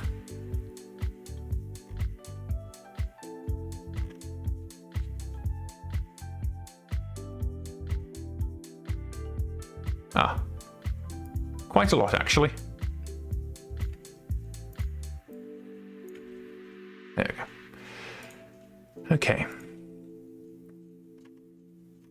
So we're not worried about scrapping impossible parts.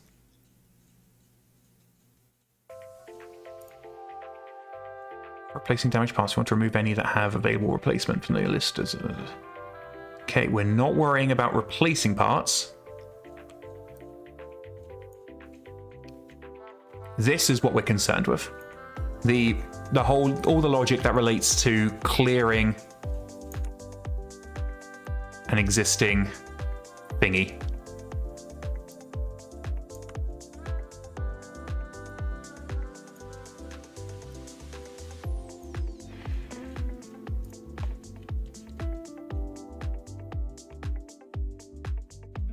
Unit is an instance of Mek, okay. And here we're checking for bad hips and shoulders.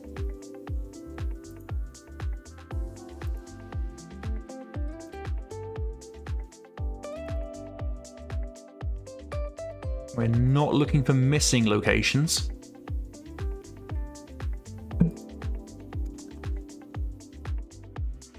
Okay, if location map is empty,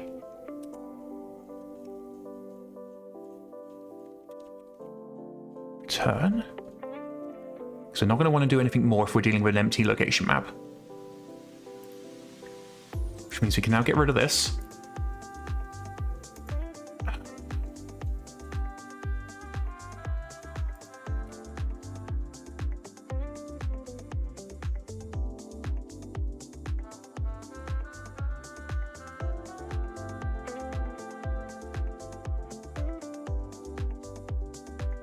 I'm not interested in it being a duplicate.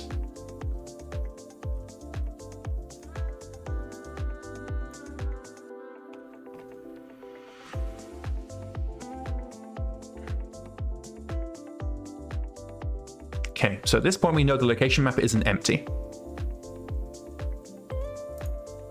Salvaging we can get from the instance of the unit.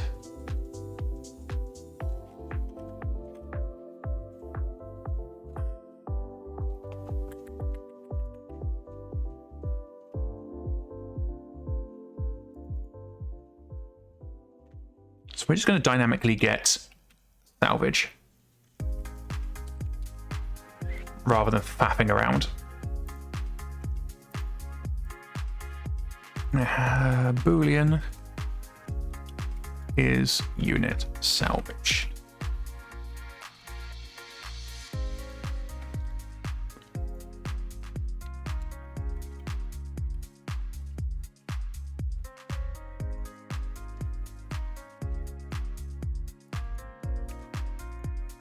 Okay, we're going to just set it to salvage anyway. So at that point, it doesn't really matter because it's going to effectively be equal to true. So in that case, if we're just going to set it for true anyway, we're not going to.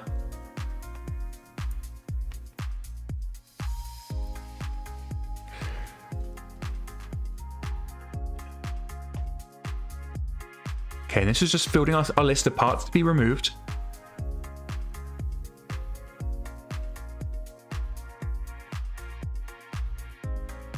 And now we're not going to reset. We don't want to get new parts.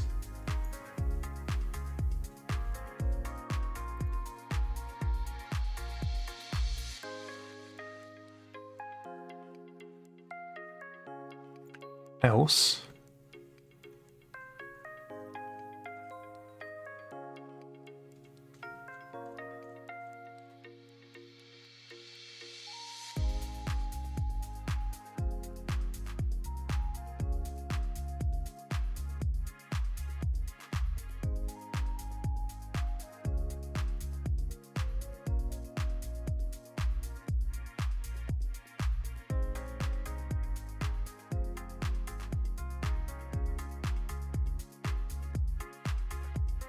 This is a fucking mess. This is all one method. Jesus bloody Christ.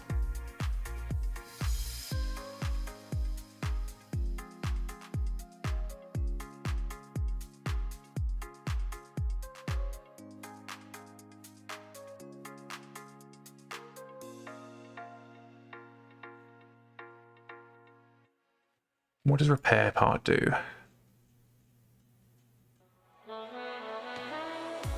Not important. Okay, I think, because I don't think we're intending to repair anything, I think we can just get rid of this.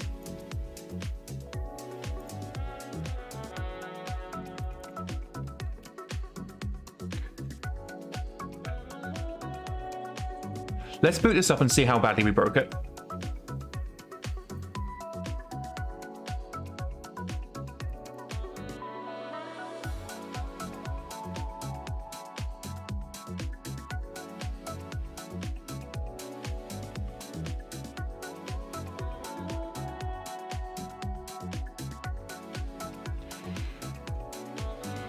That's what we don't need.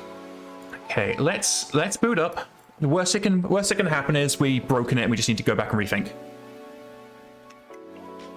At this point, we know what we're trying to do can be done. We just need to stop it from repairing the location. We just need to strip stuff.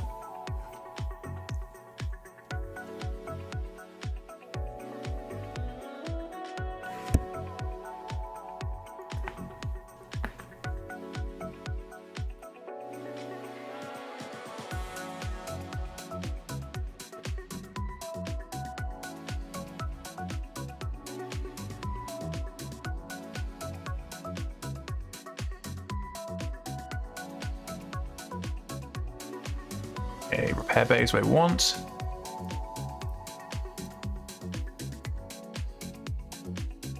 Okay, so that did the grand total of nothing. That's fine. So that tells me one of those bits, so chunks of stuff that we moved we probably didn't want to remove.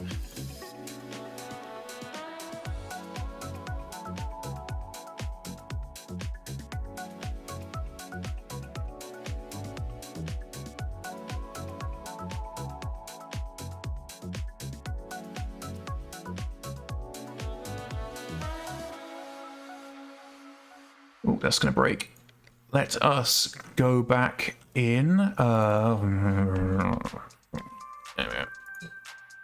I suppose actually salvaging is probably going to be true in this instance.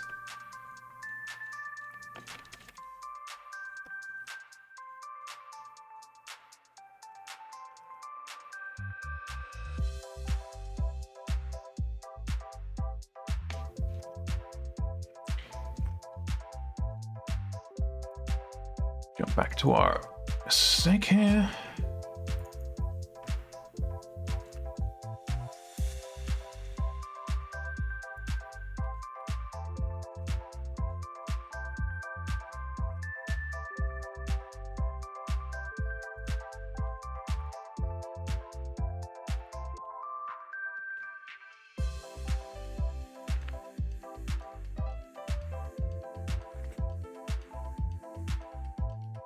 So as a status update, we have successfully got it working, but it's working too well. It is not only scrapping the location and removing everything attached, but it's also repairing it as well, which is what we don't want. You might wonder to yourself, why don't we want that? So it was part of the specific request was that the removable parts aren't super important, but the players want to be able to manually assign people to do the hard part. They don't want to leave that to mass repair. Which I get, that's fine.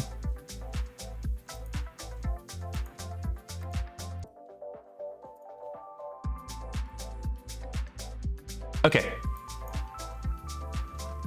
So we have just stripped the entire mech. Yeah, that's not quite what we were looking for, was it? And threw up an error, so that's great.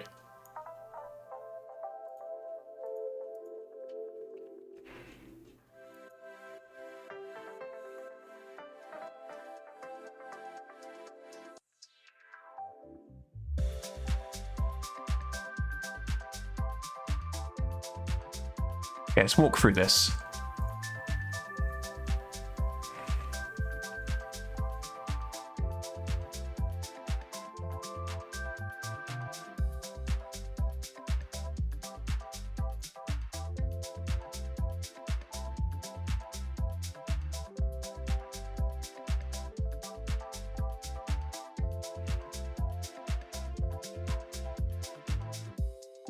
Okay, so here's where we're getting everything, which is not what we want. We just want parts.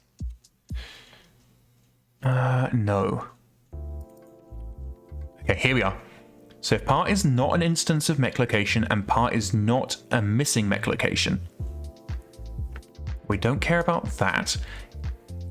If it's not a part of, if it's not an instance of mech location and location equals location key equals the part location. Okay. And part work is salvaging.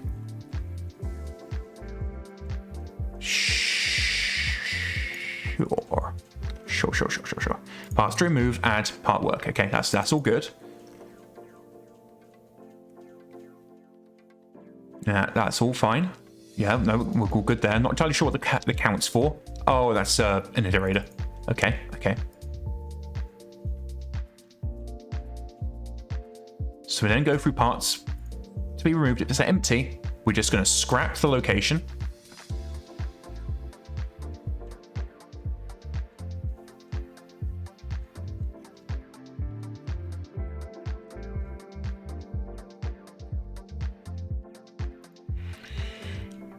Yeah, okay, so we're doing this multiple times. Okay, so this is good. So we're doing scrapping the location.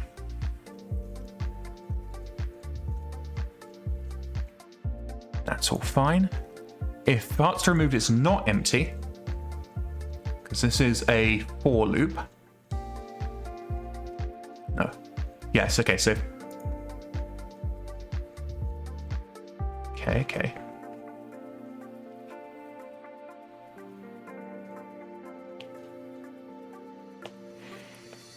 Okay, if it's not empty, we then need to go through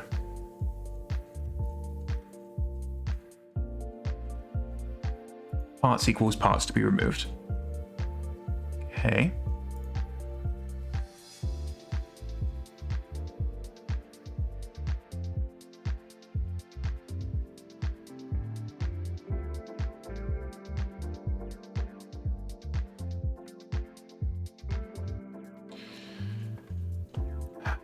let's approach this.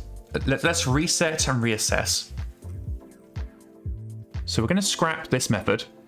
And we're going to reset and reassess.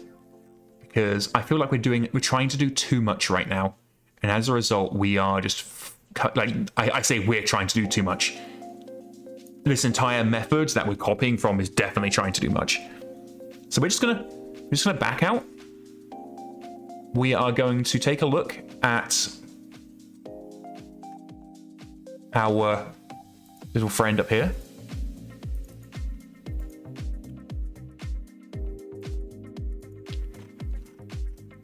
Okay.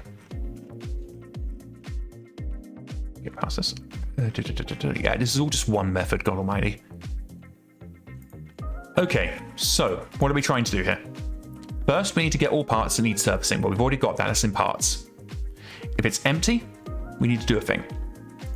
So if we sent in an empty parts list, which we shouldn't have, but if we have, we are going to refresh the list. No, we're not going to do that. We're not going to look for new stuff.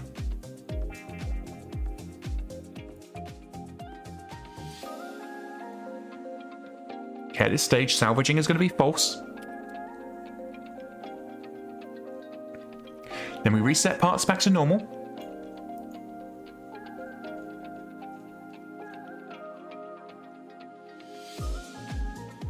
Okay, we're not worrying about parts that can never be repaired. We're not worried about repairing OmniMek stuff. If tech's empty, we can turn an error here. That's fine.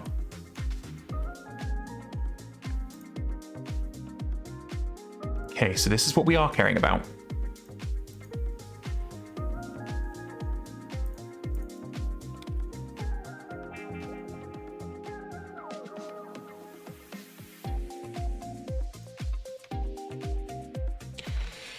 Okay, so we just want to start by grabbing this conditional.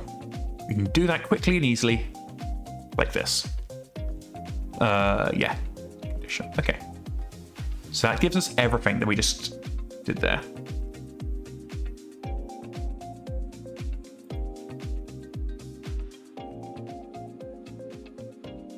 Okay, so location map. We're not worried about missing locations. We just want mech locations that have a bad hip or shoulder.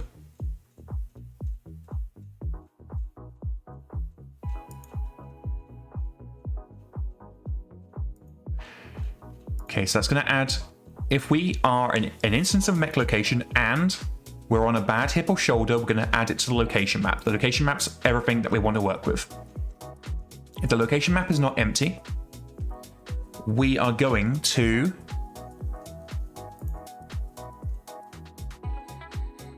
okay. So MRMMS options should always be valid at this point. So this should no longer be a necessary step. Okay, so I'm going to set the unit to true. So it's salvaging.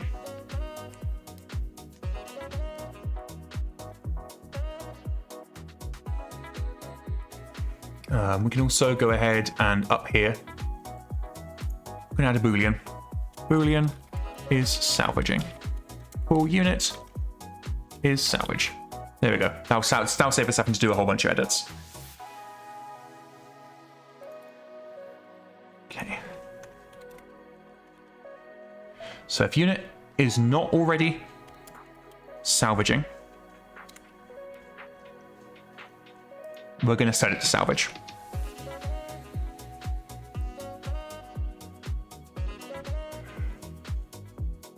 Okay, we don't care.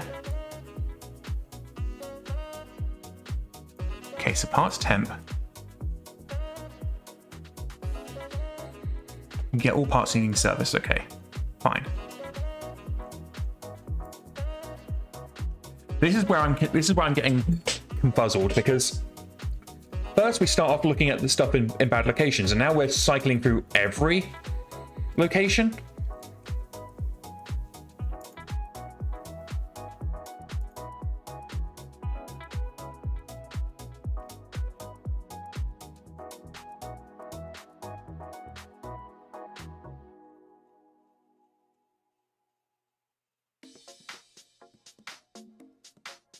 Okay.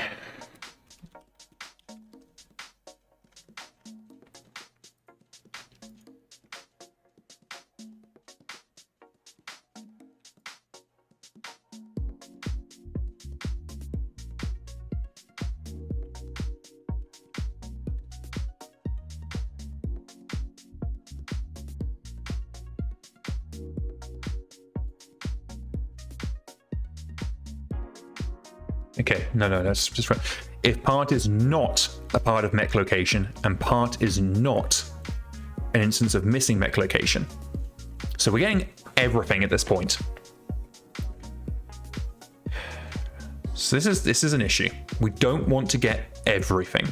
We just want to get the parts that we pass in. No, the parts attached to location that we pass in.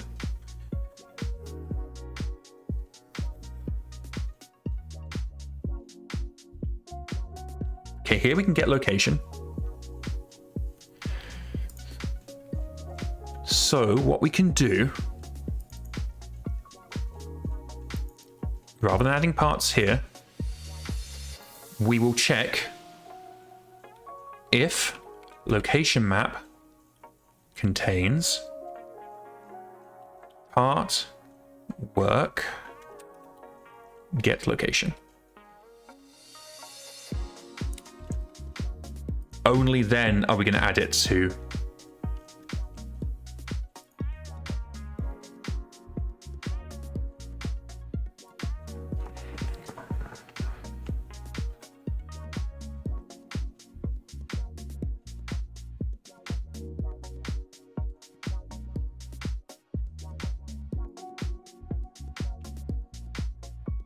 fact. Actually, we can wrap all of this in here.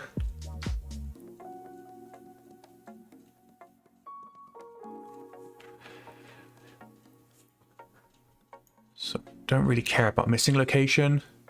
Oh, here we go. Never mind, we actually already have that. Okay, cool. In that case, we don't need that. This is one of the reasons why I really don't like chaining conditionals, because it's very easy to miss what you're looking for.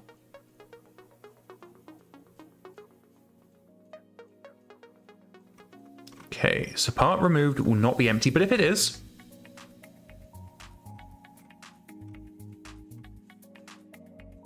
didn't I put it sound? Oh, I must have undid it. Okay.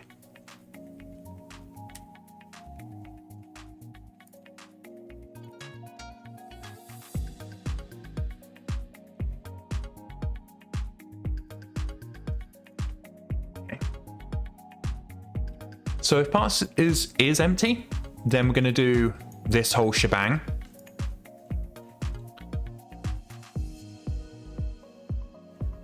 And then it wants us to reset and go back to normal repair mode. We don't want to do that. Here's the thing. We don't want to do that, but we do want to reset back to normal. Okay. Now, if it's not empty, I'm going to drink some water. If it's not empty, we're then going to go through this whole thing.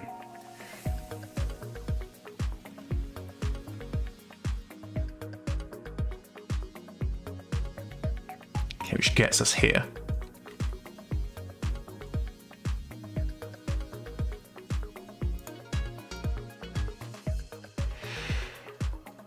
So at this point, we have 3 closing brackets. So here's where we are now.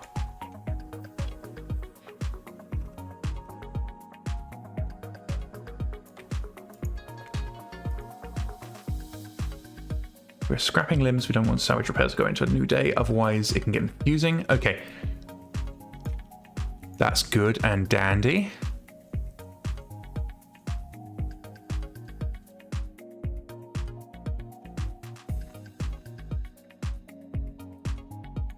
Okay, we need to filter the list. So any of those that aren't being worked on or those that meet our criteria. Okay. And if it's empty, we're just going to do this. Every time you see a comment like this really could have been a separate method. And I'm going to die grumpy.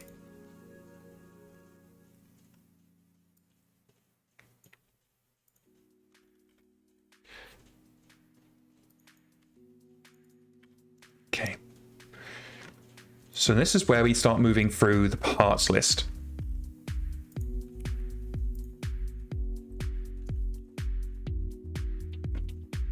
Okay, which we last adjusted to the filter. What are we filtering? That's all fine.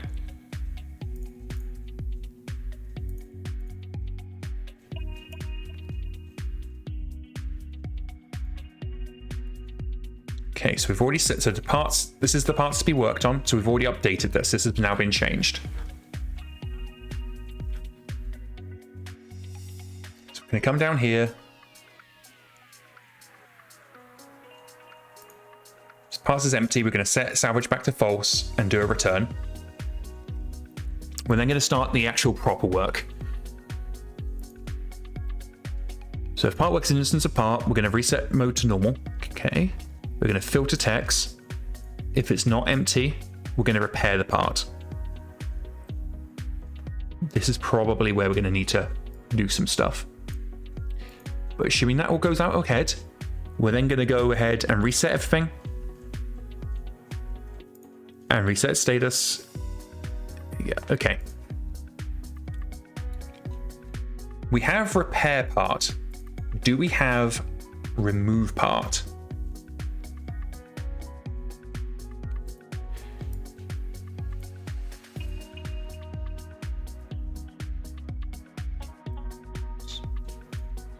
Rip part?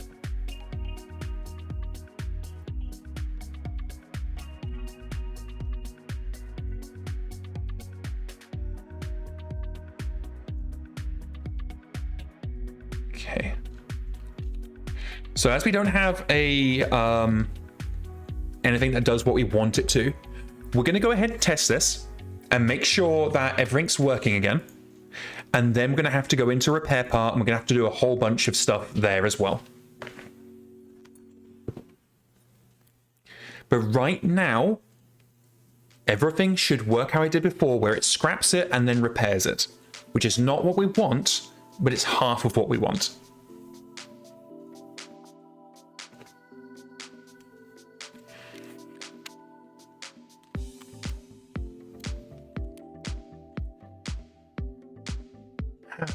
Okay, we're back in MekHQ.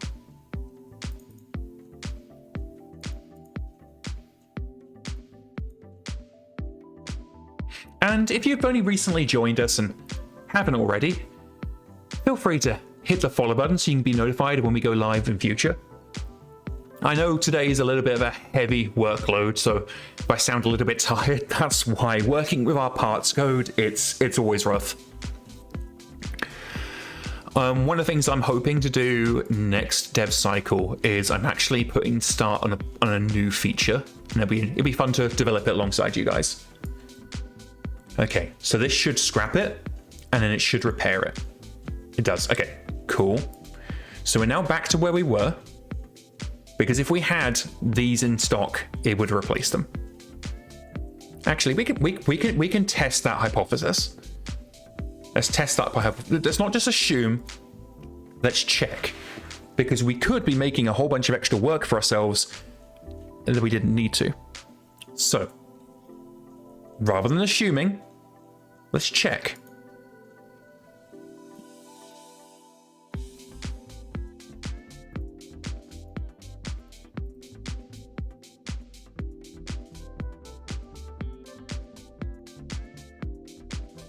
Interesting. And we definitely have time left. So we don't need to do any extra steps. We are literally just making work for ourselves. Okay, awesome, grand, hurrah. So let's break some shoulders. And we're going to go back and testing. We're testing two things. One is that only the one that we select is getting adjusted, which it is. And now we're going to test, can we select multiple things at once? Why is that not? Right arm is destroyed. Interesting. Interesting. Because I'm reasonably confident the right arm is... Oh, do we just need to replace it?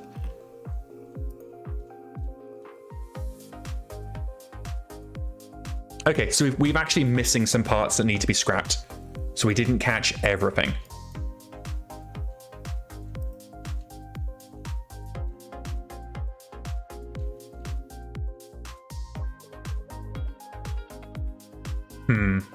I wonder if that's a bug with...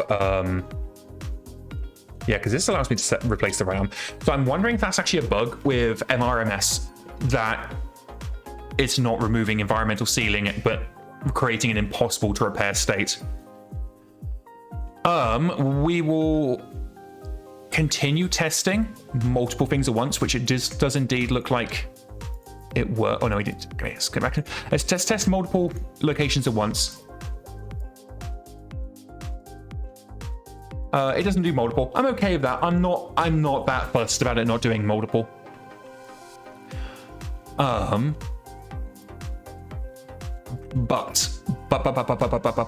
if this is a problem with MRMS itself, I am not fixing it because I can only do so much.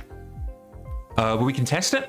We can test it by going into MRMS and running it normally and seeing if it fixes the location. So now we're just gonna verify, is this a problem with what we are doing? Or is this a problem? Okay, so this is a problem with what we're doing.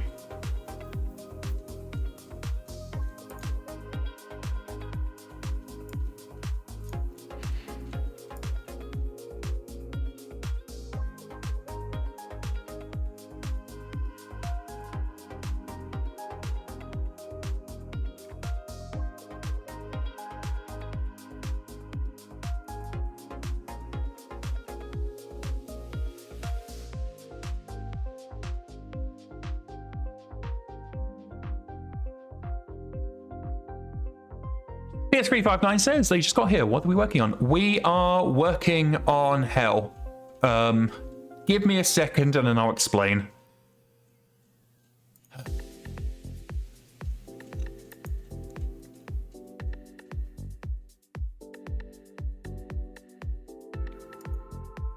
So you know how if you've got a bad hip or shoulder and you try to repair it and it just says no?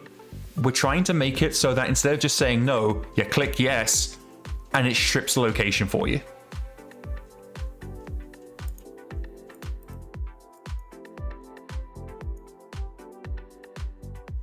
All right, so it worked that time. I'm guessing that the reason why it didn't work last time was specific to us in GM mode breaking it. So let's restore this unit. And then we're going to manually, in edit damage, we are going to break some shoulders. And then we're going to go into the repair bay. And we're going to see what happens if we scrap it.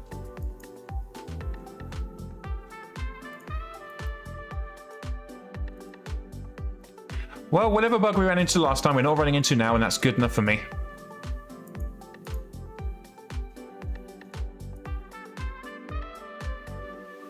PS359 says, seems logical. I remember the repair stuff being kind of a pain in the ass when they played Young Wolves. Yeah, this has been a problem for probably a decade at this point. Actually, I can tell you how long this has been a problem. This has been a problem since 2017.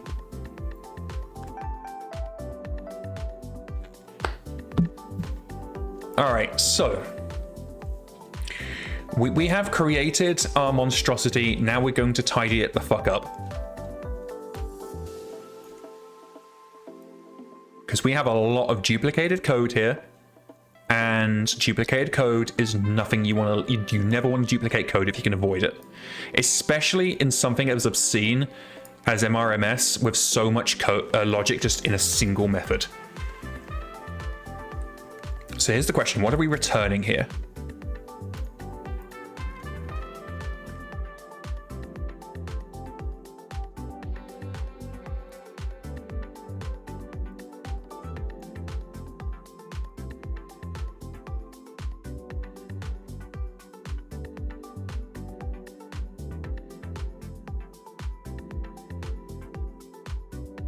Can I just extract all of this into a single method without it just breaking everything? No, because we need parts and scrapping limb mode. Okay.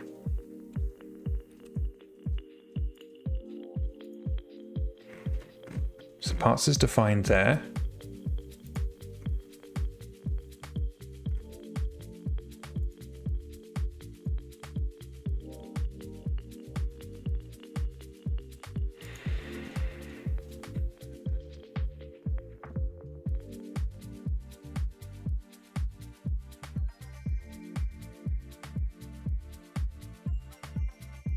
What about here? Can I break this out?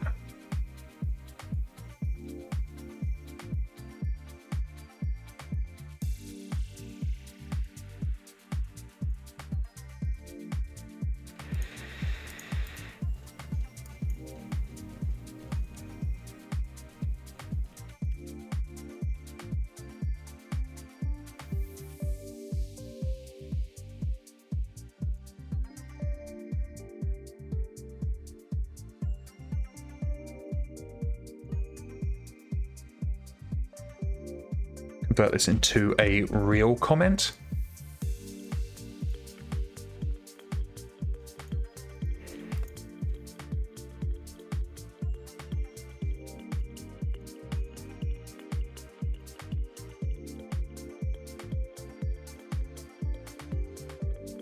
I'm in the goddamn wrong fucking location again.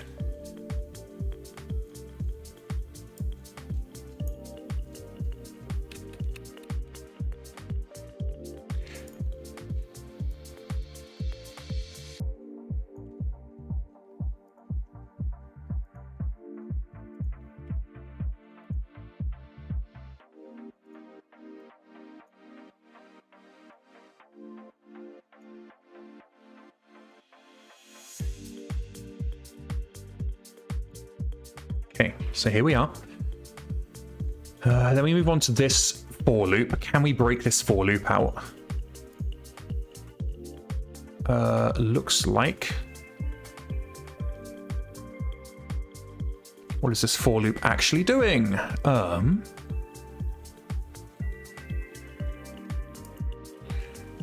Process parts in location.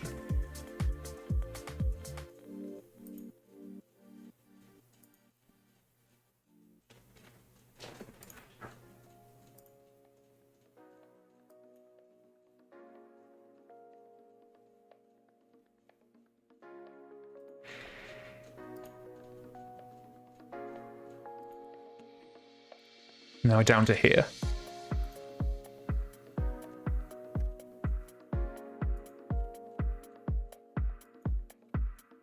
Can we break this out? No.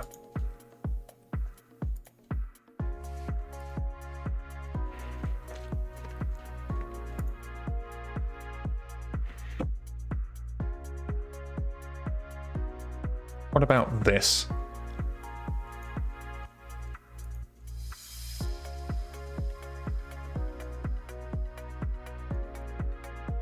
This is fine. Okay, now we're going down to this. So what we're doing here is we're just trying to tidy up our work a little bit because we've got a lot of duplicated logic between this and the other location. So we're just trying to bring it down.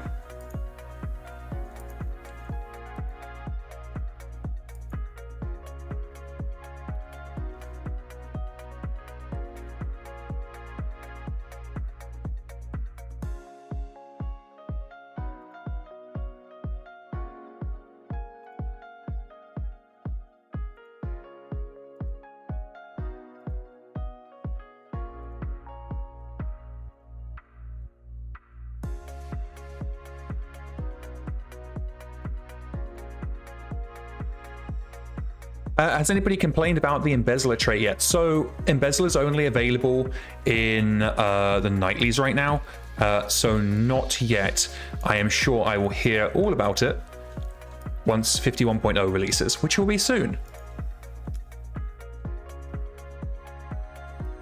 I can't say how soon, but considering we said it would be late May, early June, and we are right now in early June, it's very, very soon. We don't announce the release times in advance specifically because things can change. Like in this instance, we delayed the release only because one of our team members got rather ill, and we wanted them to be in full health to provide support.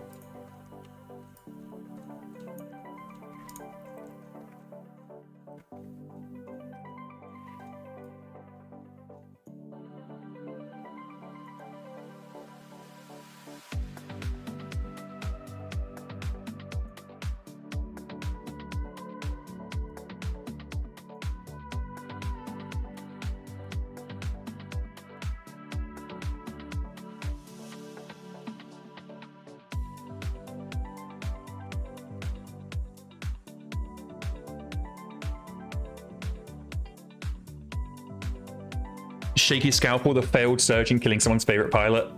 It's not likely to kill them. We don't have death in surgery generally, but what we do have is if you critically fail a medical check, you can actually end up in a situation where the person ends up with a permanent injury.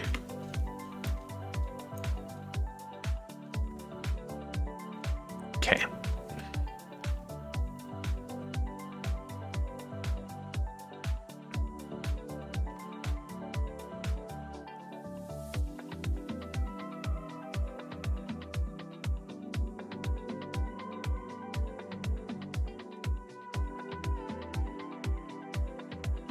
Okay, so we've got it mostly working now. So now what we need to do is come back here, and this time we need to actually prettify this.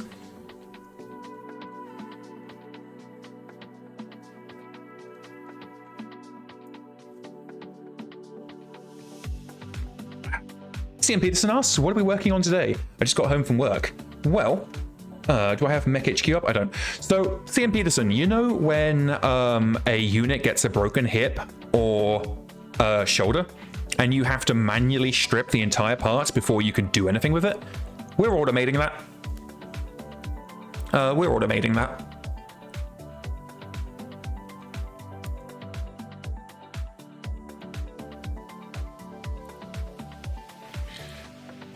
Do we have a resource bundle in here? We do not. Oh, we do. Very nice.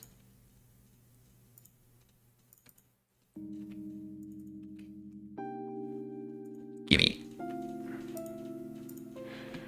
Okay.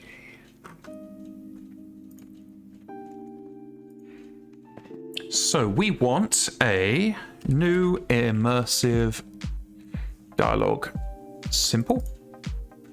That's going to have campaign, no.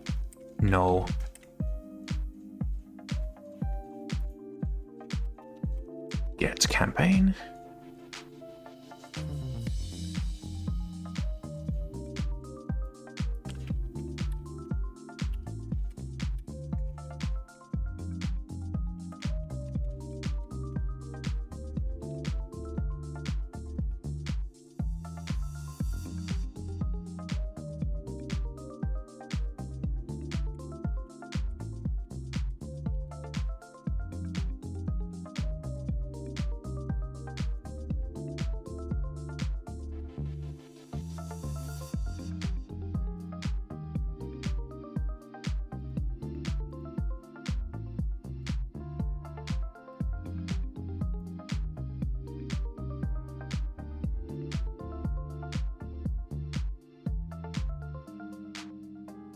Okay, switch over to here.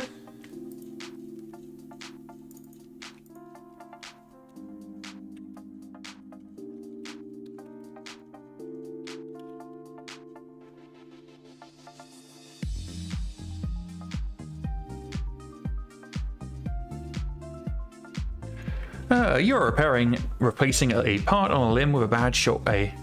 You're replacing a limb with a bad shoulder or hip. This limb. So it's going to make ourselves into a new paragraph. This limb cannot be repaired, and you have to remove the equipment if you wish to stash and replace limb. Mass repair, mass salvage, MRMS, and do this for you.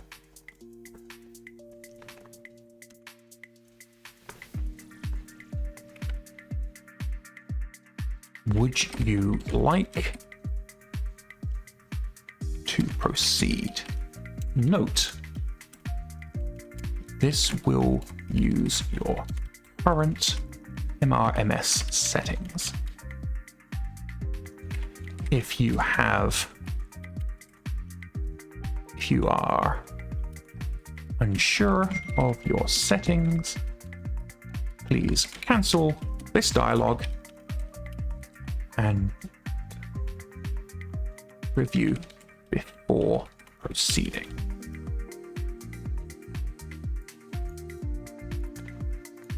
Continuing.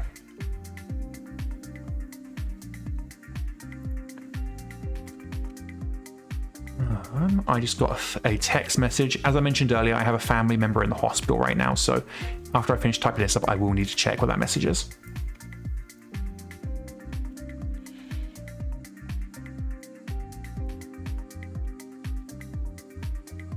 Button, confirm. Oh, that's not what I wanted to do. Confirm, cancel. Have MRMS strip the location.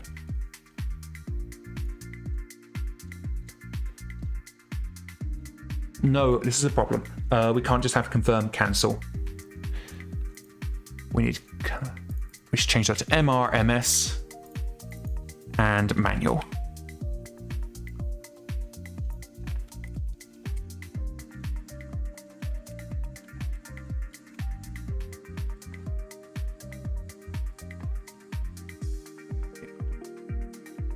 Handle this myself. Cancel. Okay. So jump back onto here.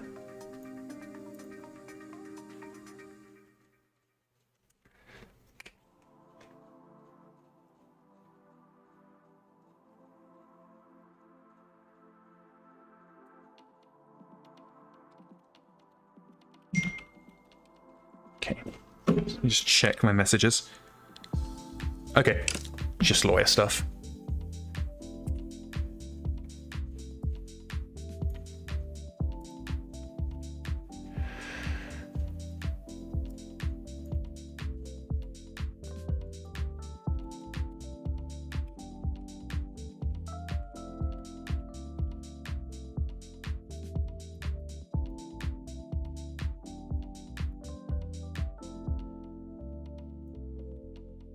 So what I'm doing here is not pretty, but again, we don't need the code to look pretty just yet.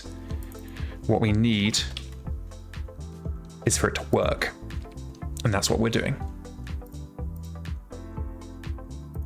Pretty can come after working.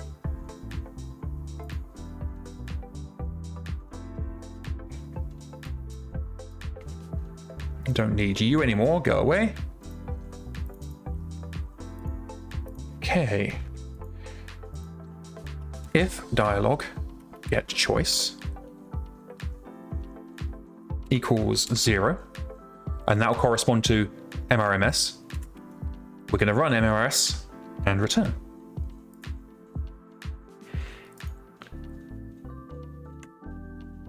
else if dialog get dialog choice equals 1, we're just going to return. Again, there's a cleaner way of doing this, but right now we're just... Actually, we can, rather than mussing about, let's just do this.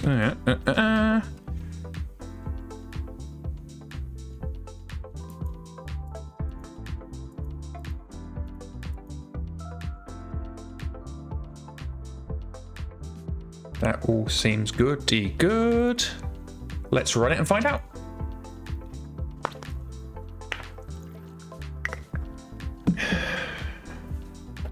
So earlier today, I said that I didn't think that I would include this in 51.0. I am increasingly thinking I might, because I think the quality of life here, it is significant, and yeah, no, it is significant. And if we can make the player's life easier with this, I think it behooves us to include. And the other thing is, if it turns out broken, I can very easily disable it like a day before launch. So let's go to the repair bay and see how it works.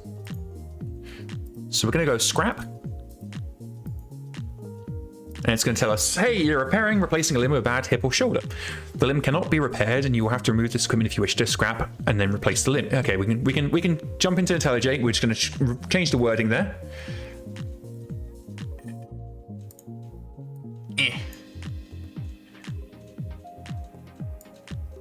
We'll just change that to replace the limb. Just be a little bit less wordy.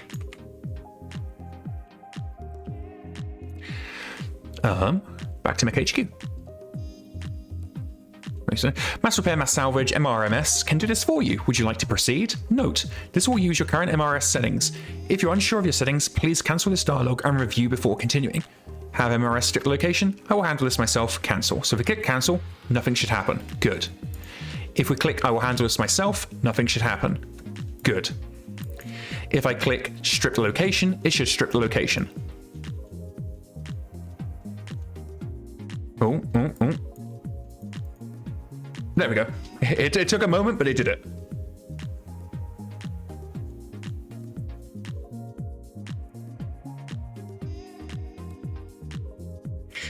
Now, one thing I want to do is make sure that that we're not having a situation where the techs aren't repairing it because they don't have high enough skill. So we're just going to add ourselves 100 mech techs. This won't take long. And then we're going to go over here and we're going to run it again, because what I want to make sure that is not going to happen is it should not try and repair the locations. It didn't. Okay, cool. So that is working. So let's go ahead and close out of here. There's a few changes I want to make. First of all, I'm going to change this to dialogue in character. And dialogue out of character.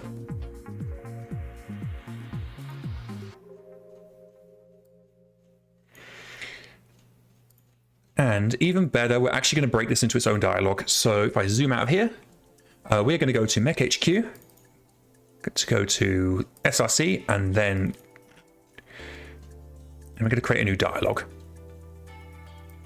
And we'll call this Quick Strip Dialogue.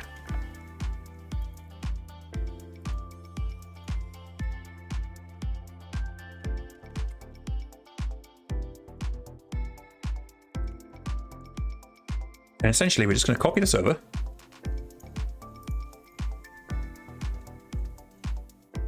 We'll create a resource bundle. So private static final string equals resource bundle. Oh, no, did that wrong. Resource bundle. And it's time to make the resource bundle. Cheat a little bit. There we go. Just wanted to double check exactly how it's done.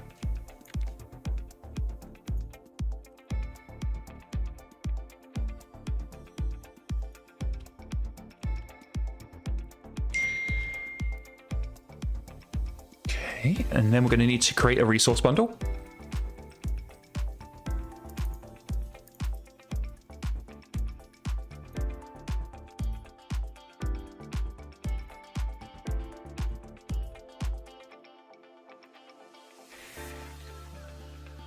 And this is all good. And we're just going to take this out of there so I can go back to how it was. And then go migrate over here.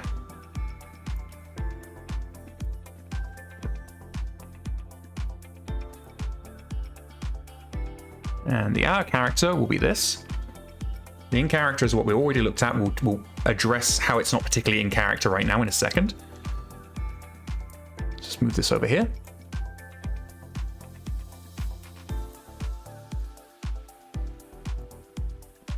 Pass in campaign. And we shouldn't need anything from campaign. We will need a get speaker. So, private person get speaker.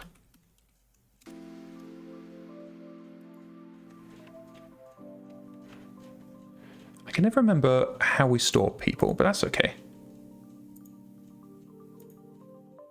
Actually, I can do this even easier. Left speaker will be campaign get tech. Where's my senior tech?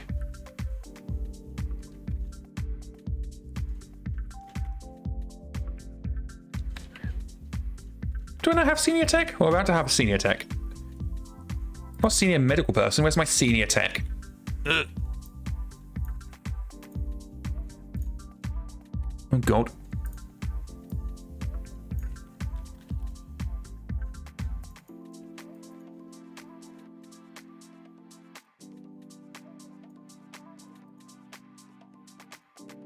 Seems daft that we can fetch a senior medical person, but not a senior tech.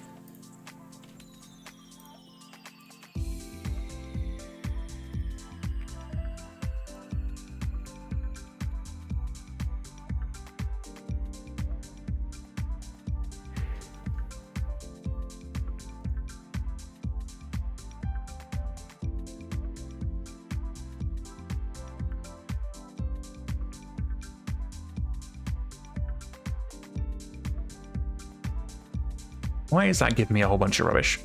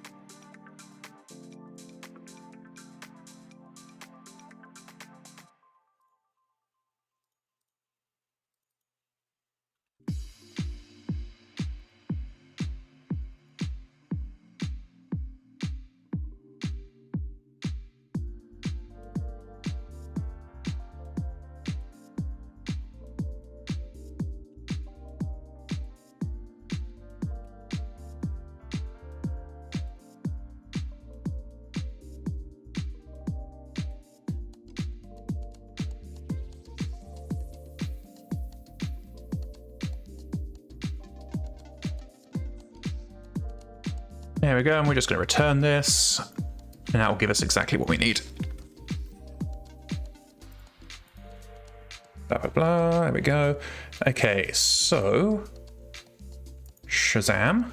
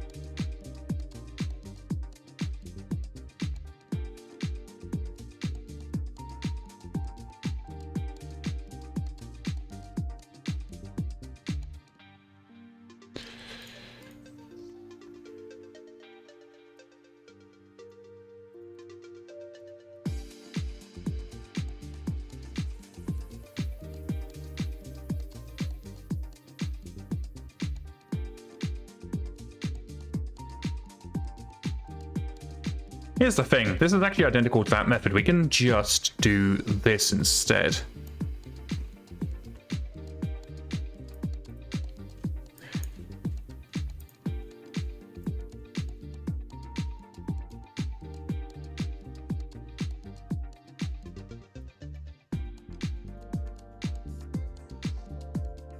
Oh, no, I didn't want to.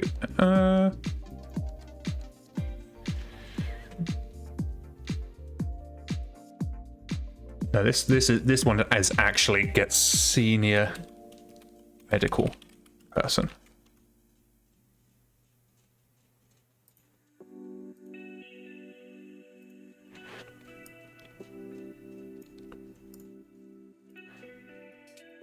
We get senior tech person because we're gonna use this to get our tech personnel, and we don't want to include. There we go. So now if we come back into Quickstrip, we can do this, and this is going to get our senior tech. They can be speaking to us. No right speaker, out of character. I'll get in a second. We do now want to use vertical. Also, I just realized people have been chatting in chat and I didn't read. CM Peterson says, apologies for going off tangent, but do you have any plans to work on the company generator on stream this week? I'd love to see the inner workings of the generator and would like to be able to plan to be online. So yes, but not in a way that would be interesting. So it probably won't be on stream because literally all I'm doing is disabling a bunch of options that don't work. Radar says, knowing the MegaMek team's release schedule, my bet is this Friday or next Friday.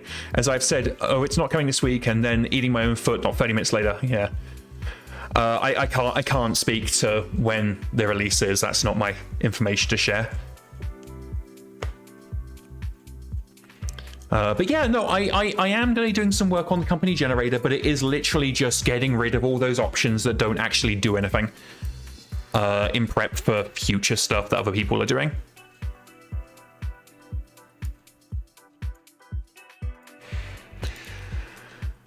So we don't need get speaker because that's doing that for us.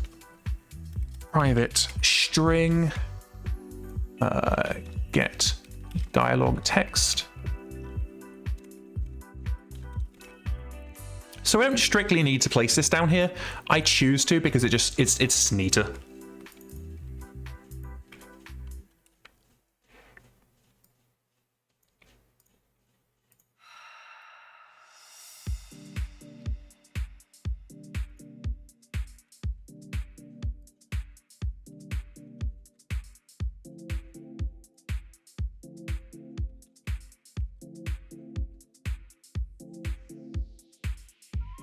Team Peterson says, darn, I was hoping to see those options implemented. Yeah, no. So, I will be perfectly frank with you.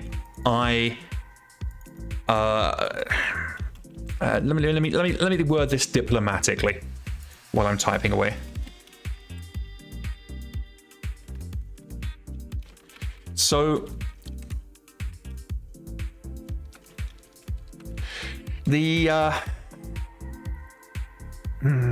give me a second, I need to focus on this.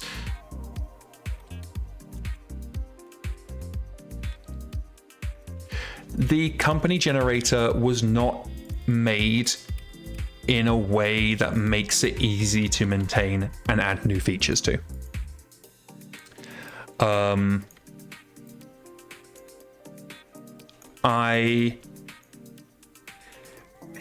Basically, it is incredibly limited what we can do with it. If you think about when I added all those support units, and you notice how they didn't get added to the Tro, they are now, but they weren't added to the Tro, they didn't have ranks. That's basically because I had to make an horrific hack just to get it working.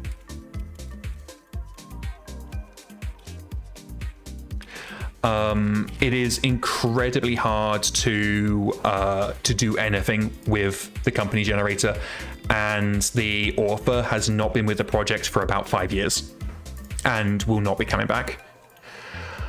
And so they promised all these things and then just never delivered. And it wasn't like, oh, they just released they just released MRMS and then immediately left the project. No, they released MRMS, then just did a whole bunch of other things and just never finished it. You will see a brand new company generator before you see improvements made to the current one, because it is so hard to work with.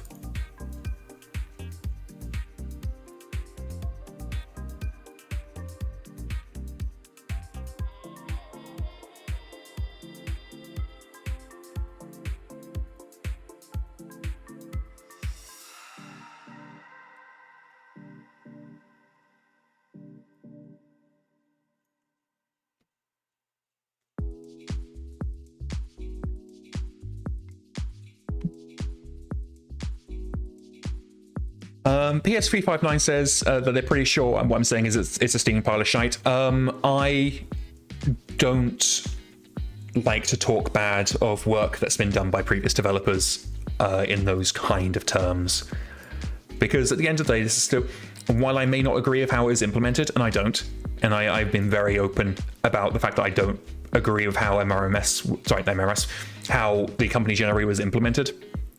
It was still someone's time that they took out their day for free to give to us, and it is still a lot better than what we had.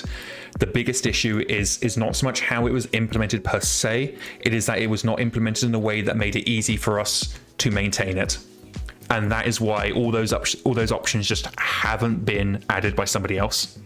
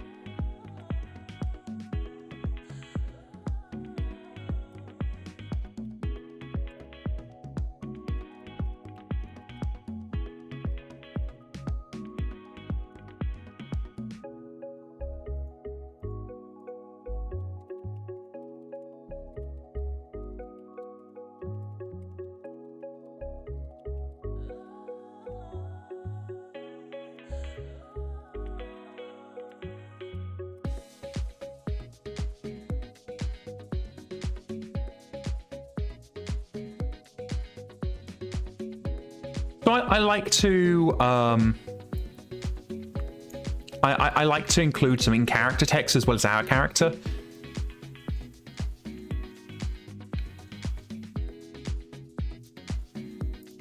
Because it just adds a bit of flair, makes things a little bit more interesting.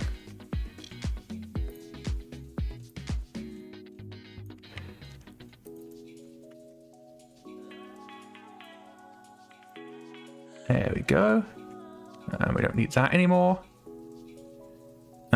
Just checking. We do need to do one small thing. We need campaign get commander address.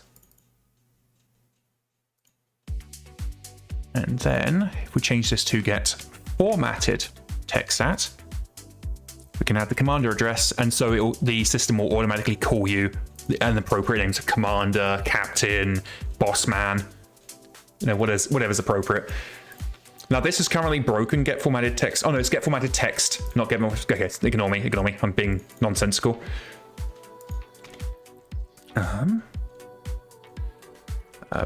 Private final static int.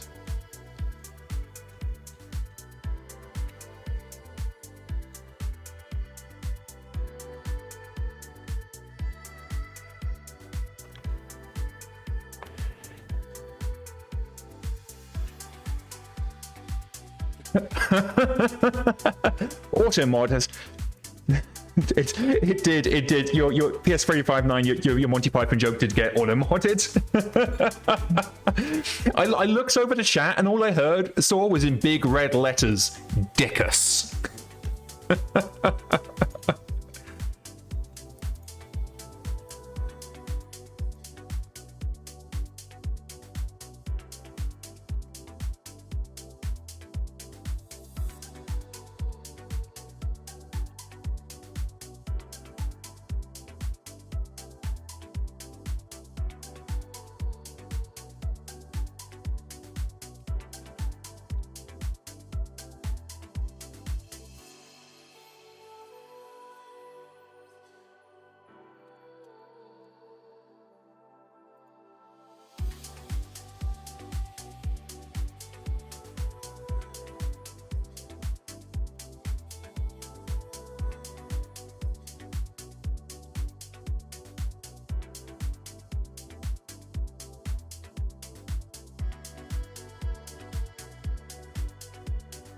Okay, so let's just set up the dialogue. We then jump back into here. So rather than initializing us all within here, we're just going to do this.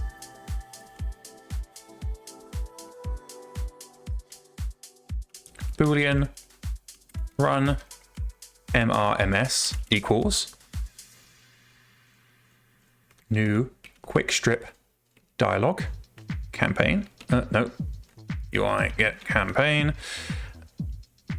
And we need to then was confirmed. There we go. And now all we need here is just this. And in theory, that should just work. So let's go back into MekHQ and see.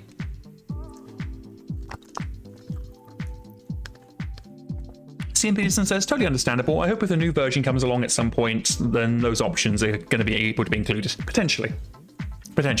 I can't really speak to that because it's not my project, so I can't say whether there is a new one on the way, or if there was, I wouldn't be able to talk about it. Oh, yes. I'm glad you reminded me. Radar says, oh, neat. Heckendoc is showing off the new planetary editor in the stream tonight. Yes, they are. And you all should go and check it out because it's very, very cool. Yeah, no, it is really, really cool. Alitair, one of the new, well, actually the newest dev on the team, has done an amazing job. They're the ones that redid the new briefing room, and they're the ones that are currently working on campaign operations, so campaign options 2C2. So we're going to go here, hit repair. There we go. Oh, he looks like a happy chap. Also on the wrong screen. Boop. Captain, I just got your order. This location has a mangled joint and cannot be repaired. We need to remove everything from the location if we want to replace it. I can have my Aztecs get to it immediately or send you the work detail if you'd like to handle things yourself. There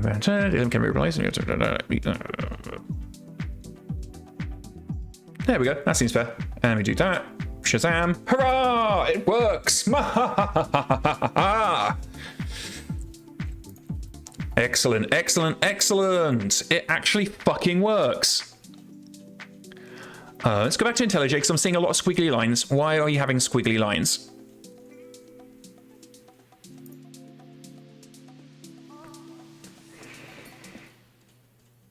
Because the squigglies are not necessary.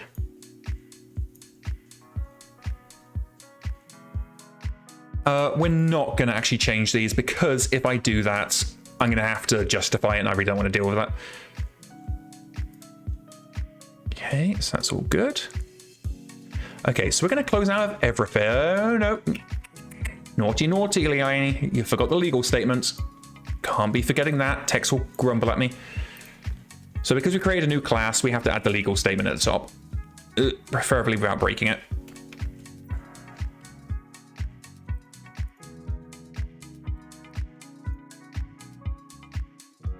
Shazam. Okay. So let's close out everything and we're just going to review our work. It is not going to be pretty work, and I will be just explaining that in the PR. Okay, so that's nice and easy. We've added that. Human resources. We've just done some tweaks there. That's fine. That's fine. Here's the new dialogue. I know there's no problems with the dialogue. This is where it gets gross. But that's fine.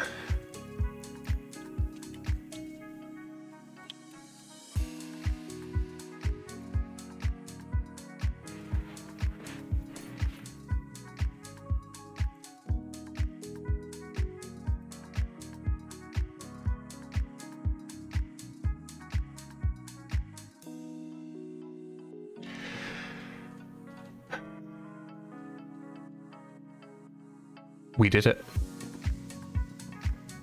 We are pushing. We are going to run the tests just to make sure there's nothing that's going to throw some errors. So we'll hit test all. And while we're doing that, we're going to go over to Safari. And we are going to start closing off some issues. Now, first off, we want to just check. I checked this yesterday, but I don't think there is anything Yeah, no, we're not fucking around with that. Okay, so I don't think there was anything in the queue. So we're just going to go straight over here. And added dialogue.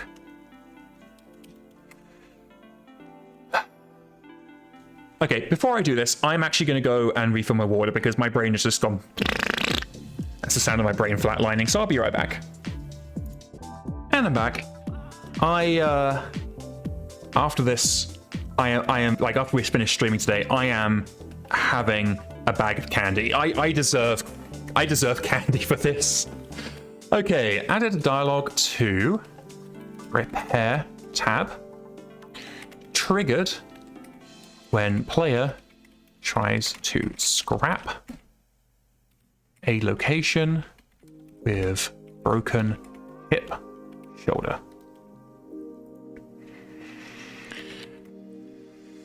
As per title, the dialogue will. I'm just going to add a fucking picture. A picture paints 1,000 words, and I am so done.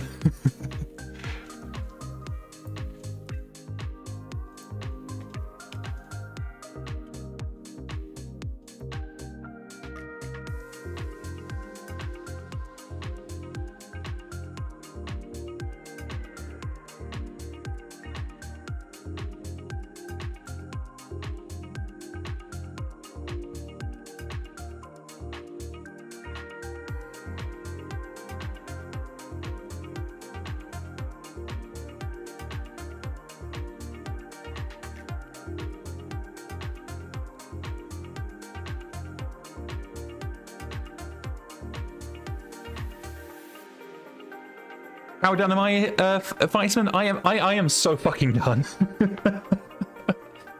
Okay, I will. Let me turn down my music. It's a little bit louder. Oh, apparently Spotify just died. Good job, Spotify. I had the audacity to turn down my tunes, and now Spotify is dead. So let's try and resurrect Spotify, shall we?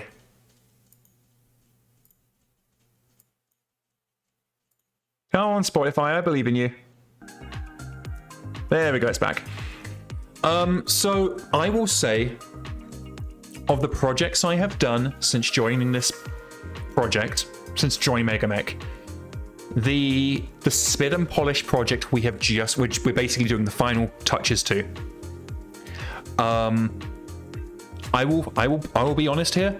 It is probably my most impactful project that I've done. I would say it's probably up there with Auto Awards with how much it's going to impact the player experience. Individually, each change is minor, but we have something like 30 to 40 individual changes, maybe more, just from this project that is basically affecting nearly every part of the player experience.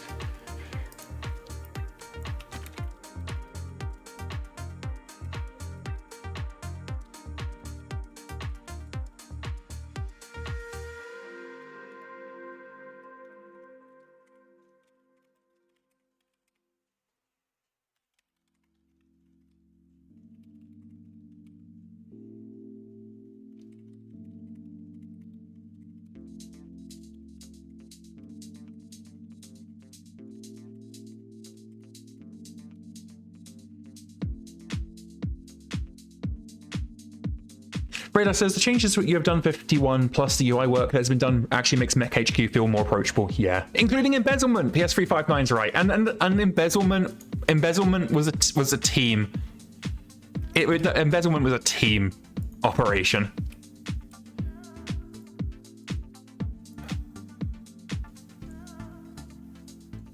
God damn, it's done. Let's just check our tests. I'm not going to bounce back because the tests finished successfully. Hurrah! So now let's go to Discord and we're going to announce our victory. Let me just make sure I'm not in a private channel. I'm not.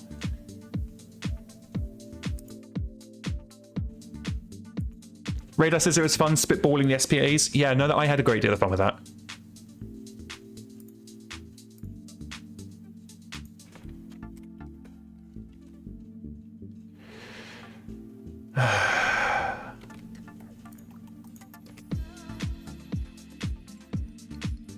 Just adding a comment that it's done.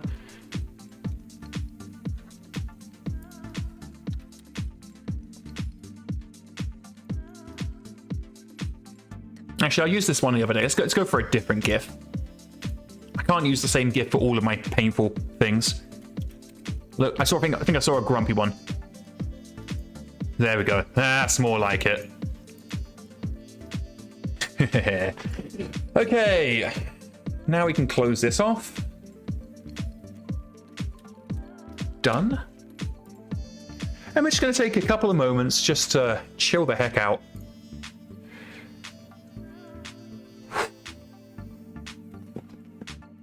We've got an hour left on stream. I wonder what else we can do today.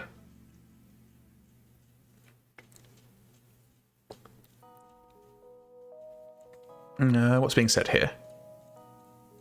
Okay, yeah, that's not. I don't really care about that. So let's go and have a look. What's still outstanding? So I did my due diligence and I closed a bunch of these earlier. Field gun reloading is still a problem. I can only deal with one parts thing a day, so field gun reloading will have to wait until tomorrow. Tow ordering is, I'm not sure if we can even do that, so I'm going to ignore that. Price multipliers, again, I can only deal with one parts problem per day.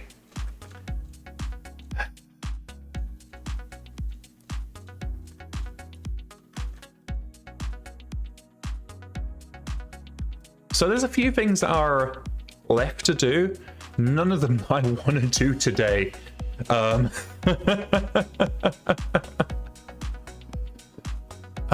We have the unimplemented company generator options. I really don't have the heart to kill them on stream. That just seems really mean.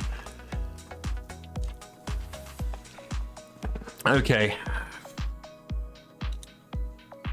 I'm taking my glasses off. I'm just going to take a couple of minutes. Knight says, is there an age limit in MekHQ? I have a civilian that's 110 years old right now. They're probably going to die soon. Assuming you got random death enabled and they're active, they're not like a background character or anything else like that, then yeah, they'll die eventually.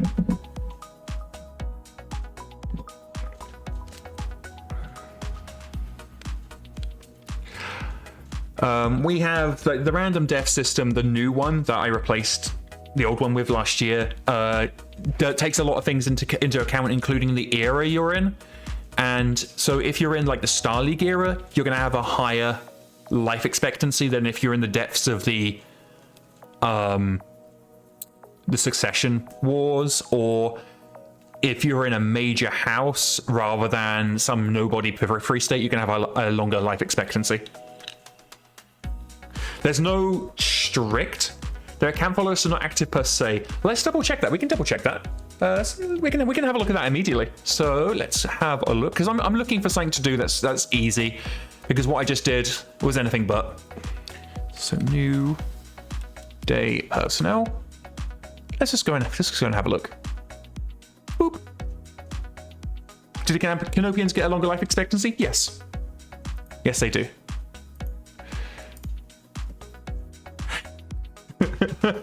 Radar says it's old. It hurts to move. Can I have my prunes? Okay, so we're gonna have a look at random death.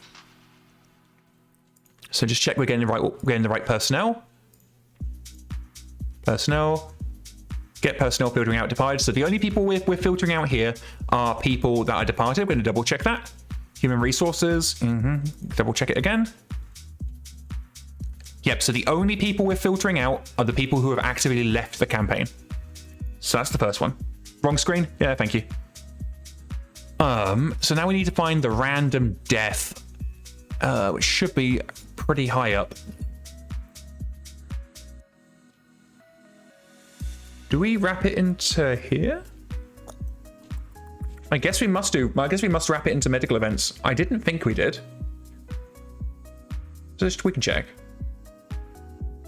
No, this is just medical stuff. Have we accidentally deleted random death? That'd be funny. Weekly events, relationship, fatigue recovery, manuses. I think we might have accidentally deleted random death. That might explain your experience. If we have, we're not checking to see if people die. I say we here, but I can at least with confidence say that it wasn't me. I wasn't here to do it. Yeah, let's go back. Let's investigate, because I think while I was away, somebody deleted random death.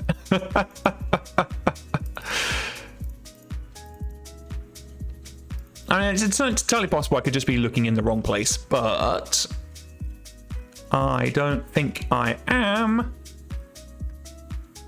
Death. Here we go. Random death. Okay, where are we calling it from? Oh god. What's all these logs? Oh no, I don't give a shit about that. Give me real usages, not fucking log entries. Oh, I am so grumpy. I'm really glad we finished what I'm really glad we were able to implement the broken hip shoulder thing. I'm really glad we did that, but I'm so fucking grumpy.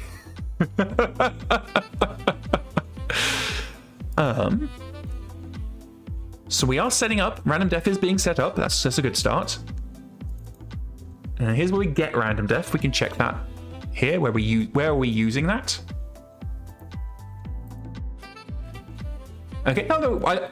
Okay, it is here. I just went straight past it.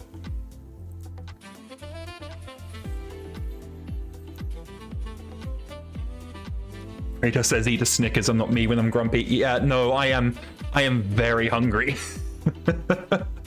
I haven't watched a lot of streams, but a couple I did follow. Like, this was back when I was really big into Path of Exile. One of the streamers would eat on stream, and I don't know about any of y'all, eating noises wig me the fuck out. And so I'm like, okay, I can't eat while I'm on stream. Drinking's the best I can do, so it's like a 4 hours where I can't eat anything. I have a protein drink before we start, but yeah. Okay, so when we hit weekly events, we're going to process random death. Do we have an early exit before then? I don't think we... Yes, we do. If they're already dead, we have an early exit. Okay, that's an appropriate early exit, and we're not testing them if they've departed.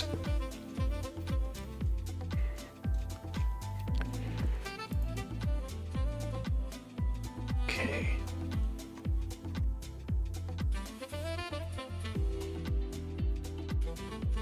What we will do is we are, however, going to... we are going to do something players have asked for.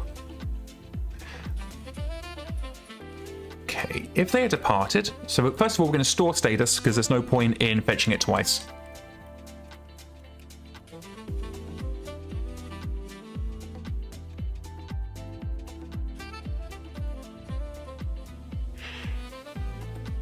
Radar says they don't mind eating, they mind hearing it, and PS359 says that there's a condition that some people hear chewing noises. Yeah, for me it's an autism thing. It's just the noise. I'm really sensitive to noise. So if they've departed the unit, we're going to continue. But what we're also going to do is check if their status is they are retired. And is new. Where are we testing for is new week? We're going to break this out, and we're actually going to up here. Boolean is new week.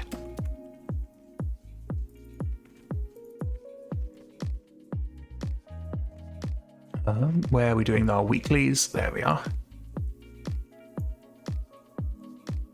Just see if there's any more we can get rid of. That's fine.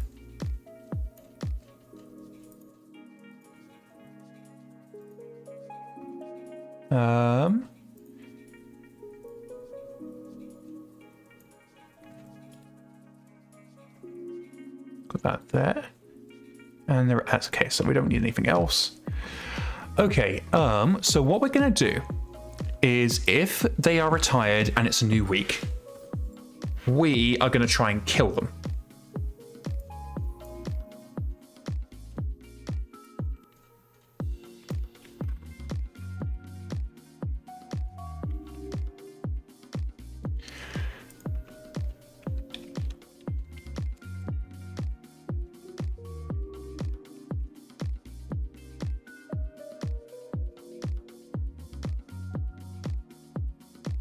There we go.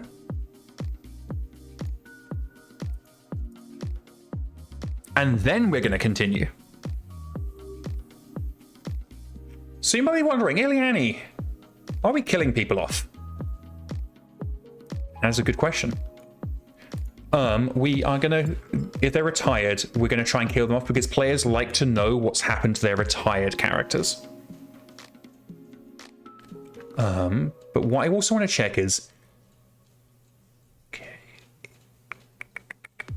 okay, so background characters are counted as departed. Interesting. Interesting, interesting, interesting.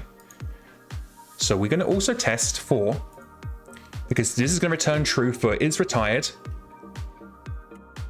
We also want to check it for is background.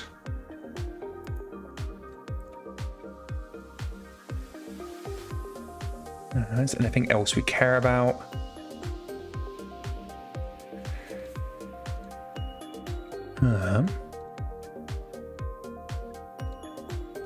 There's actually a few here. Public Boolean is follow after leaving. So what we're going to do here is we're going to create a Boolean that is containing all the people that we want to follow after they've left the campaign.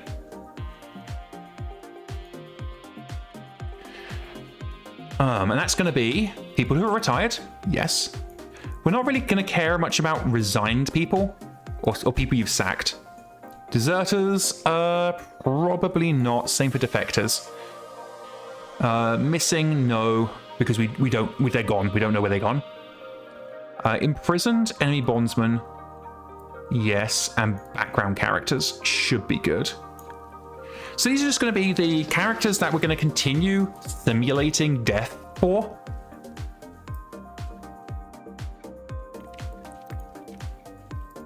For roleplay purposes.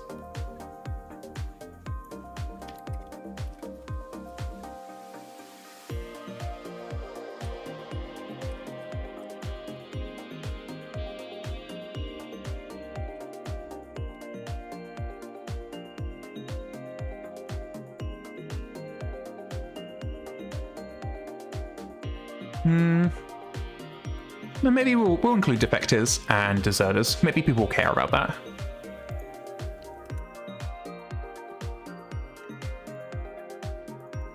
So let's come back here, and we're just going to do this. If there's someone we care about after they've departed, and it's a new week, if we actually put new week first, that means we're only running this second part of the conditional once every 7 days. There we go. So now, when a character retires, we're going to continue running the death simulation. Yay! So I know this is something people have been asking for a while, and I figure, why the hell not? Oh, 1 second. As I mentioned earlier, I have a family member in the hospital, and this is the family group, so let me just read this.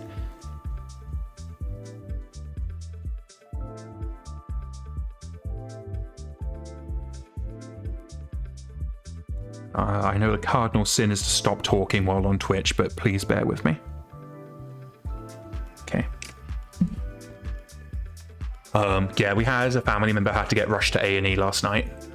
A&E is accident and emergency. US, they call it ER. So that's that done.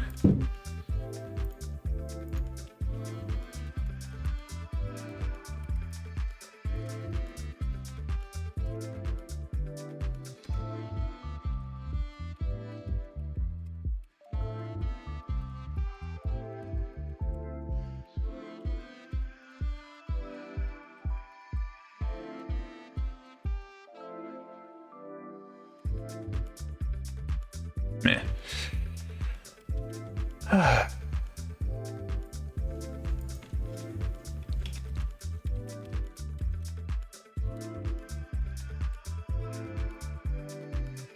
So I know this was actually something that was requested, and I said I didn't want to do it. I was actually going to do it on a new week, but the amount of people it's going to pick up, in the grand scheme of things, it is not going to make a difference. So we'll just simulate it. It's not a problem.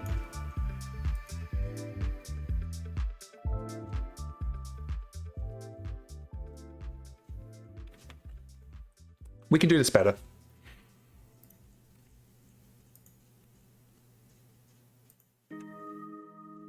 We are going to do this better. Well, for starters, we don't want to see none of this. This is a hard-coded string. This is naughty. Because I'm foreseeing a situation where someone dies and then the player thinks it like has to remember where the hell they were.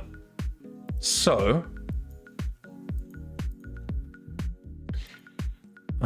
let us go back down here to new week, and we're going to do random death reporting normal. And that looks like that has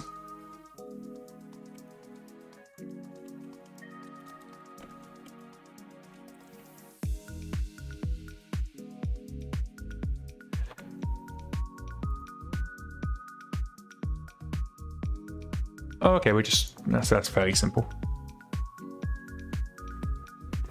Okay, then we want departed.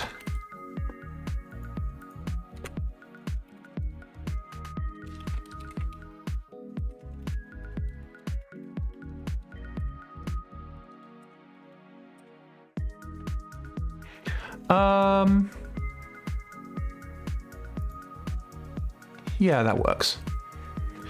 0, 1, 2, 3. Okay.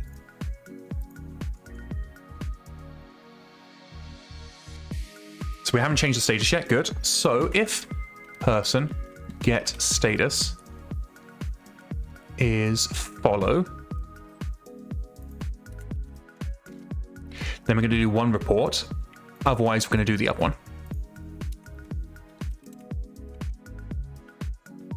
We do need to get status, so rather than refetching it each time, because that's bad, we're just going to grab that and we're going to create there. So if the status is following after, we're going to add a report. It's going to be personnel, that's correct. We want to get formatted text at resource bundle. And this is departed. And what do we need? We need, oh god, bugger off. We need hyperlink full name, format opener, that's correct. Clothing span, that's correct. So that is all good. And then we need normal. So this is basically the same. The difference is we add one more tag at the end, which is status. Should be get label. Let me just double check that.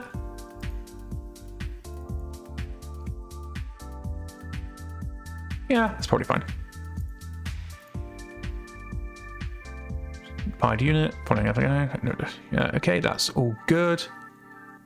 And it means now when someone dies, if they're not part of your campaign, it's going to say like Joe Blogs has died. Our records show they were previously marked as deserter, and then you can celebrate and go, yay, screw them.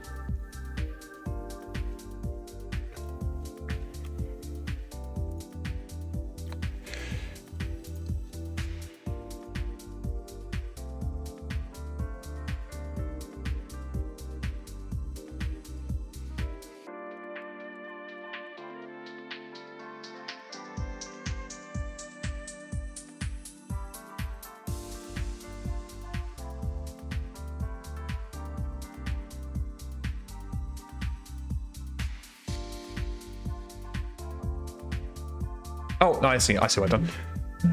It took me a couple of seconds to realize the reason why I wasn't showing the other options, other changes, was because I'd already pushed them. while I'm slowly but surely losing my mind, if you've been enjoying the stream so far and my ongoing strolls of MekHQ, please consider hitting the follow button. It lets me know that you're enjoying what you're seeing, hearing, having on in the background, but also means that you'll get notified when we get new streams going live, which are 5 times a week. You can check the schedule in the schedule place on Twitch.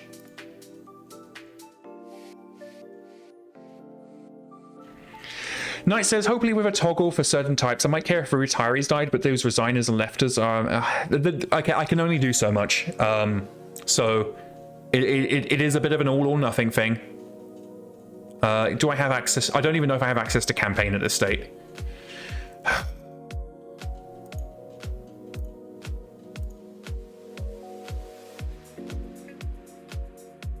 Grumbly, grumbly, grumbly, grumbly.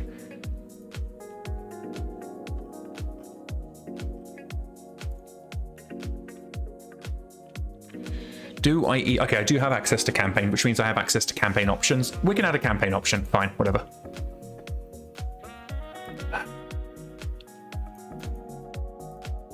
Yeah, I can do that. I can do that. It's not too much of a pain in the ass. I am just very, very grumpy today. I'm really, really grumpy because I had to work in parts again, and I hate working with our parts code. And it's like, and I had to work in mass repair, mass salvage, and they're like my 2 least favorite things in the code base together at last. Yeah, I can do a campaign option. I can do 2 campaign options, actually. I'll make 1 campaign option that does it for everybody, and 1 that's just for retirees and background characters. Easy squeezy. But yeah, no, I am just being crotchety because I had to work in parts. This is probably a life event. Life event seems reasonable. Simulate.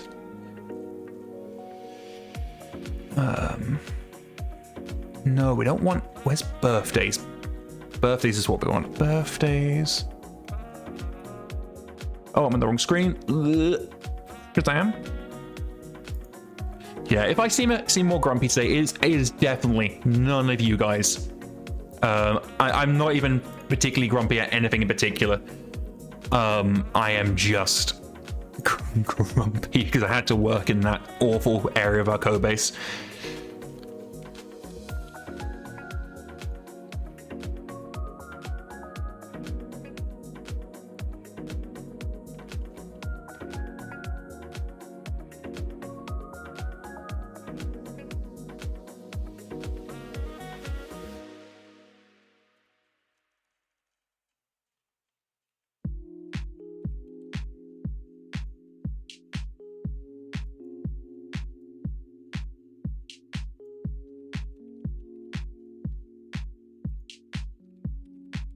Yeah, that'll do. Okay, so I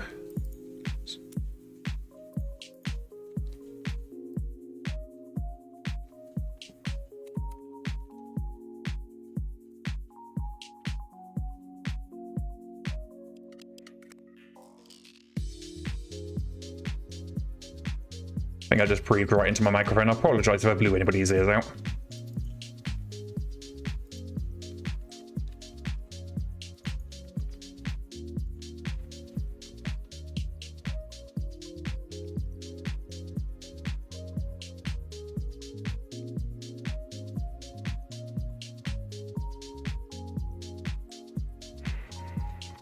Let's do the marshalling and unmarshalling first.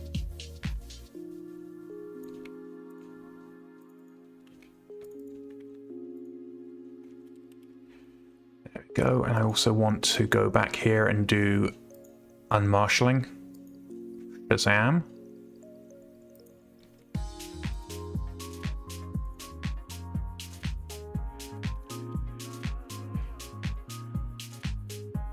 Okay, then we need to go to the biography tab and we need to add it.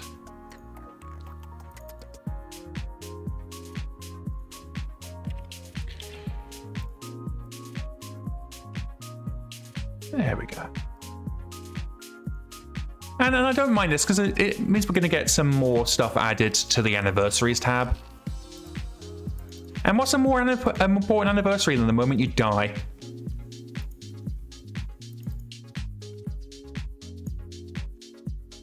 And just remember, death is not the end. Then you get decomposition.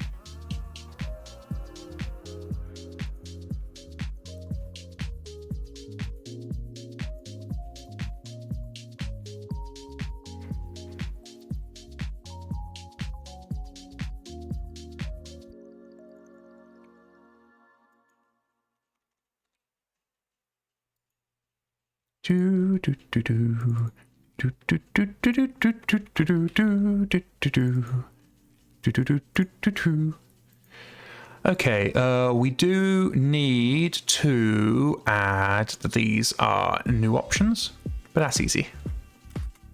Get metadata, new version.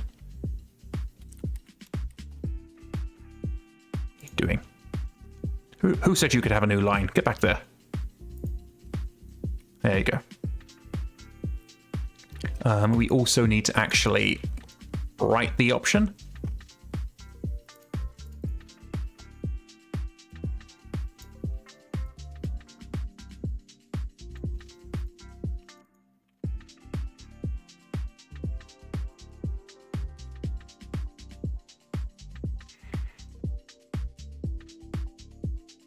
PS359 asks, does the game have an aging mechanic where older characters lose ability? Yes. And Knight mentions the decomposition in fighting among your descendants for leadership and the divvying up of your stuff. Yeah, can't forget fisticuffs over the wheel. Because somebody had the audacity to leave half the house to the dog.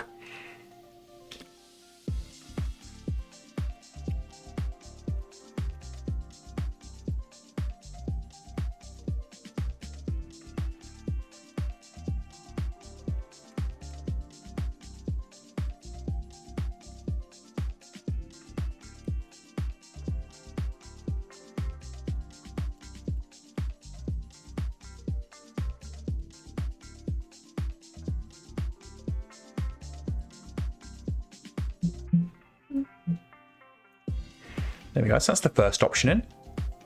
And now we just need to go back to random def.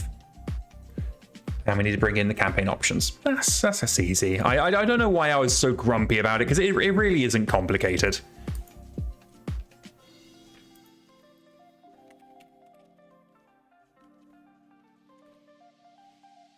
Oh, have I already got campaign options?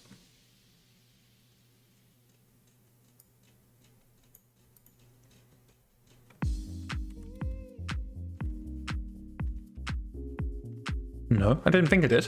Okay, not entirely sure what's going on there. So let's see here.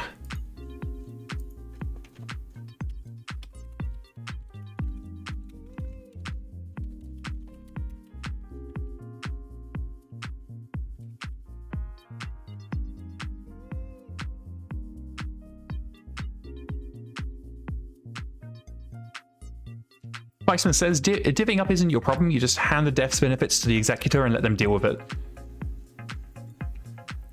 And that's definitely one of it. Status is retired, or status is background.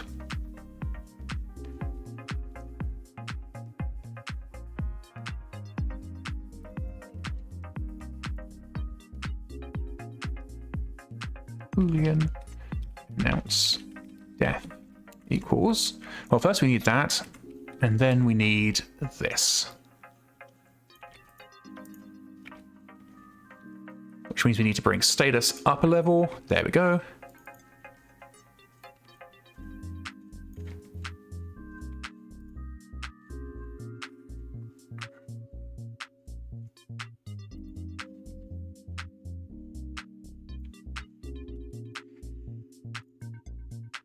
So now we need to go back to the campaign options, and this time we are announcing other people's deaths.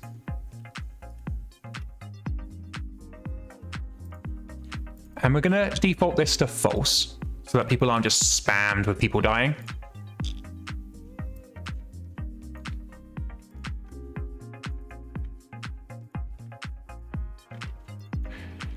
Doop-a-doop-a-doo.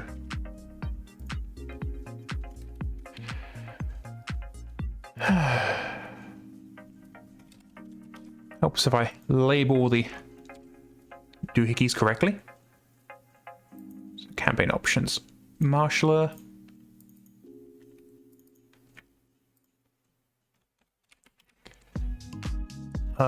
Where is the...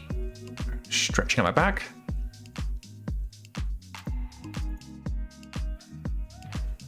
Where is the other one? There it is.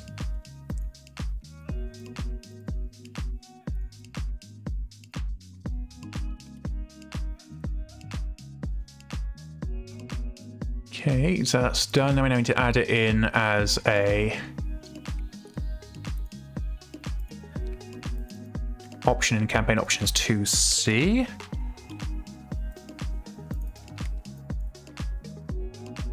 Adding campaign options nowadays is, especially if it's a checkbox. Checkboxes are the easiest option to add. Spinners, where you can choose a number, are the next easiest.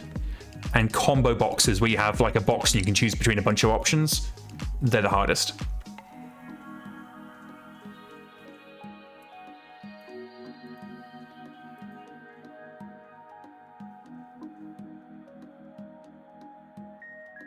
Yeah, that's good.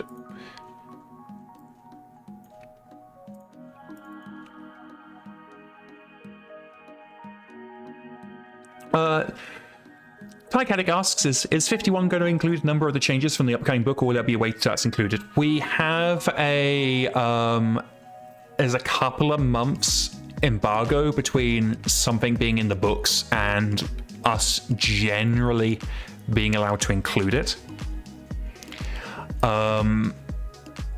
We probably will get away with including stuff sooner with the, this is just due to the nature of the core rulebook change. However, we simply won't have time to implement any of the changes in the new core rulebook because we're going to release before the new core rulebook. So 51.1 will likely be the first version with the new rules in it, because Catalyst would probably get a little bit upset at us if we implemented rules before they were even released.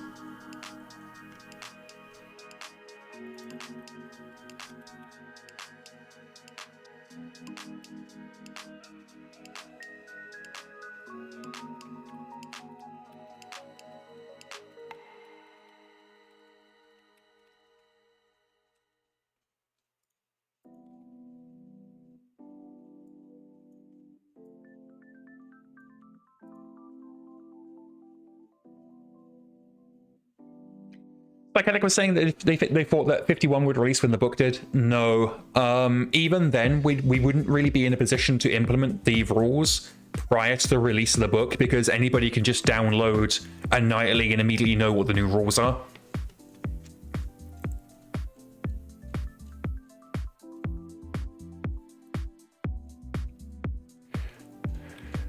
So that's that all set up.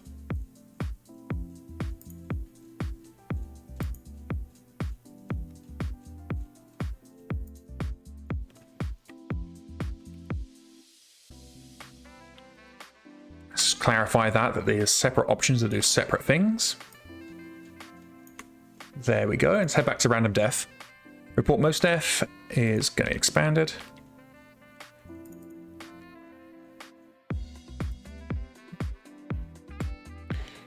And then we're going to expand here. Announced def is going to equal either announced, either announced def or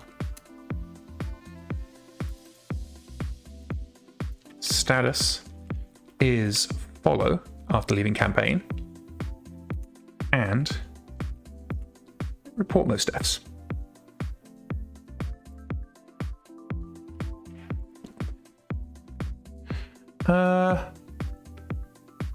No, I don't like this. This is not good.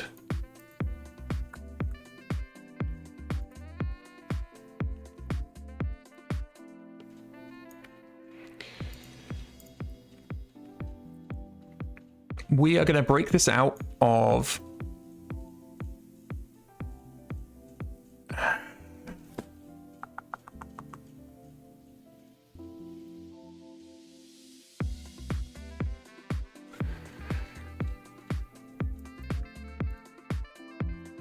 How do I do this?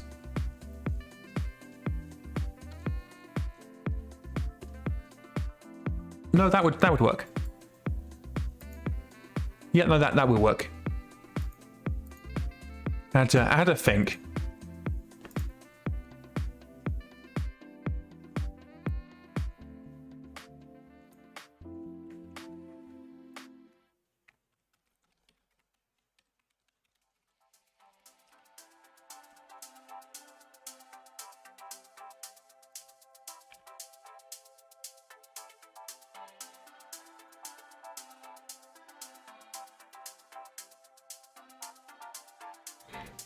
Okay, so first we do announce death here.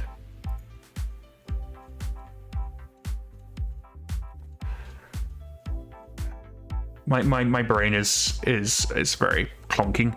Ask your question, Psychotic, in here. If it's something that can't be asked on stream, I can definitely redirect you to the Discord. I'm just trying to think of the best way to handle this, because I don't want to just repeat this. I guess I could.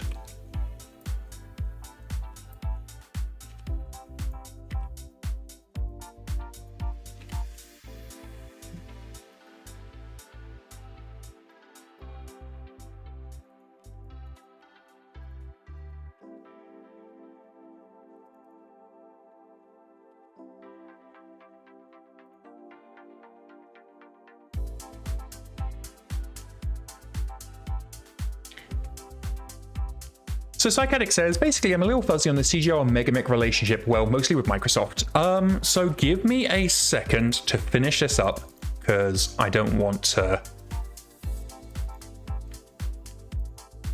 There we go. That is what we're wanting to do.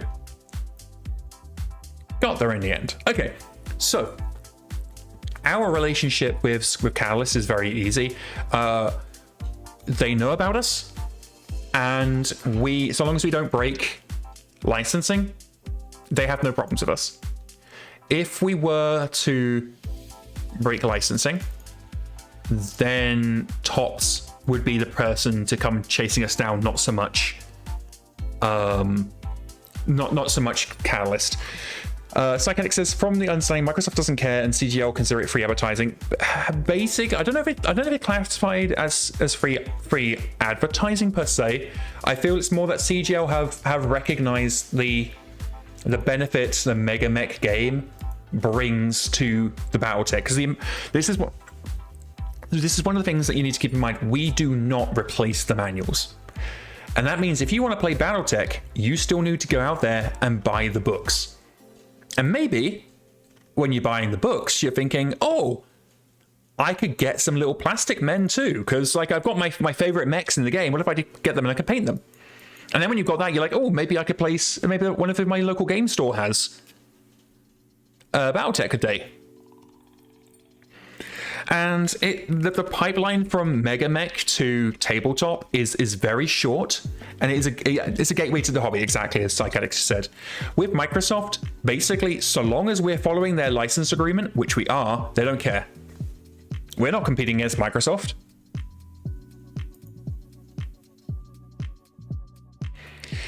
Psychotic says something that Games Workshop never understood about virtual tabletops. Games Workshop just doesn't understand a lot of things and has such an antagonistic relationship with their player base. I don't really have much to say on that. There's not really much I can say about Games Workshop and their antagonistic relationship with their player base that hasn't already been said a bazillion times.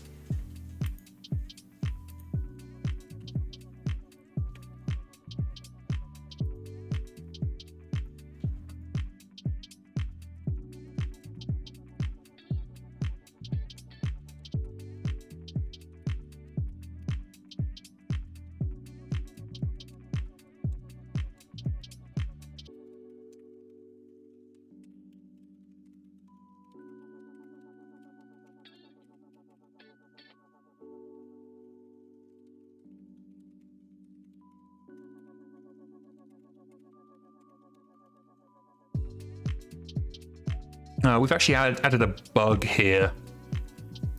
I will need to go and fix that before I click commit.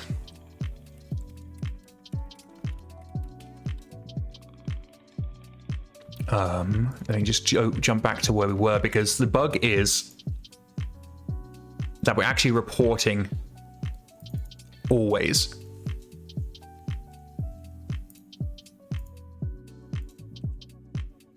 Random def. Else if status is departed.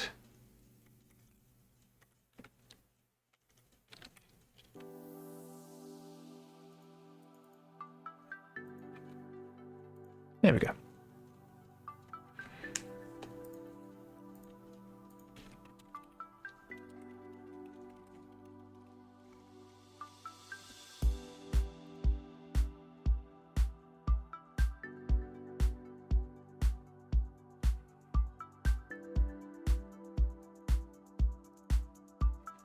Yeah, so in chat's talking about GW. There is not a chance in hell that MegaMek would still be around 25 years later if we were doing what we do for MegaMek, but for Warhammer.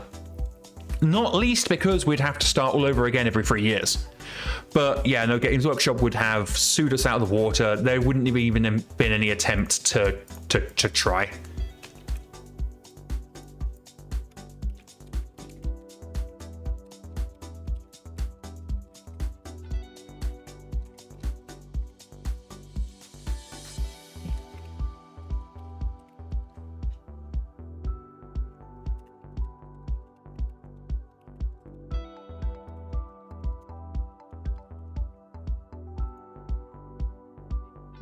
Mega Hammer 40k, yeah, no, we would just get shut down. We'd get cease and desist before we even said it's available now.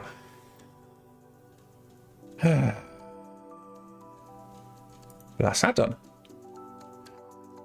Did we have an issue report for this? That's a good question. We do. Time to close it.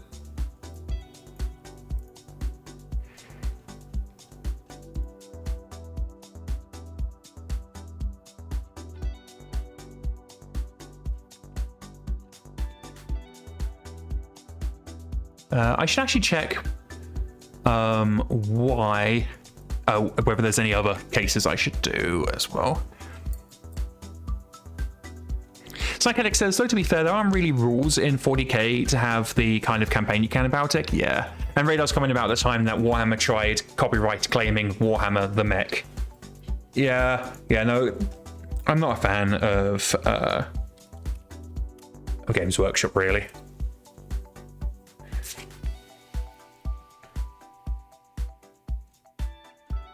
So here's actually a request from Knight, who I know is in chat, who requesting that we had a multi-day flag for death. I might be able to do that, not today though. I might be able to do that with adding an event. But the problem is, the way the game works, the people die when they're killed, but people die after the day's already started. So we can't stop the day because it's already started, and it's a whole architectural nonsense. Can't really, yeah. It's a whole thing.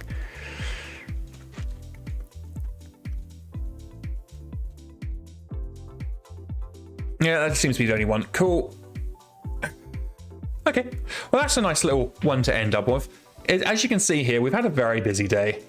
Like 1, 2, 3, 4, 5, 6, 7, 8, 9, 10, 11. We've had a very busy day. Lots of Edge stuff in there, and I can see a couple of things that I need to review. So while we're here, let's have a review. This one I already know about. So let's have a look here. This is Hockville, or Hock on the Discord. They've been doing some of the UI changes. Very, very nice. We like. Let's have a look at the review. Doop, doop. Okay, no, I saw this earlier. Okay. So let's have a quick perusal.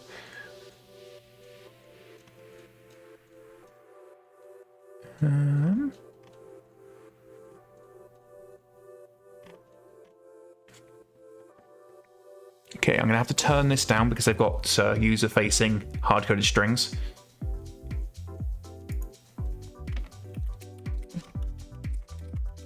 A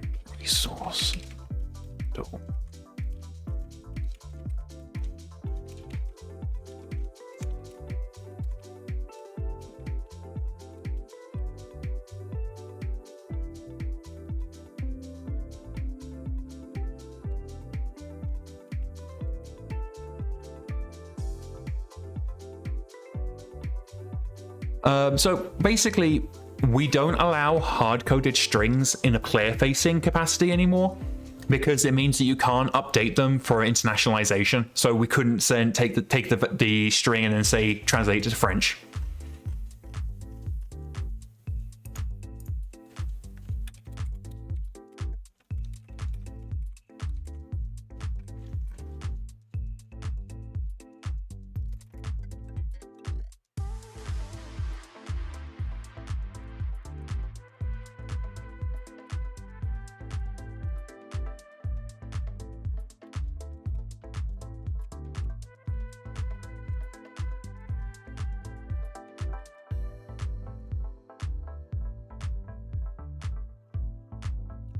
So this is going to get some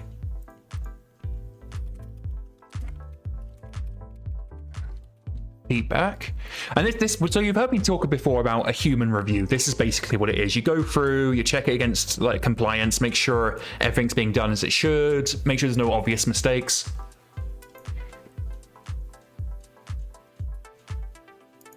So this is a cool one. Basically, what we're going to be doing is right now in MekHQ as we currently speak, whether a character wants to have children is decided by whichever character has female sex organs. So basically, whoever can carry children is the person that decides whether there's going to be children. What we're moving to is for both characters to have a say. So both characters need to want to have children before the children happen. This is all good, which I think is a far better way to handle it. It also means it's going to reduce the number of pregnancies in the campaign. Thank fucking God.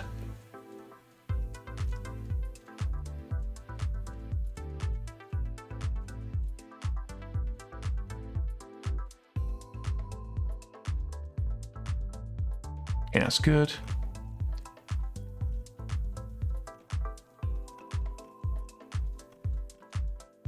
And this is saving, that's all good. This is adding flags, that's fine. Most of this is a rewrite, but we used to have a really bad bug where men could get pregnant, and I'm mostly keeping an eye out for that.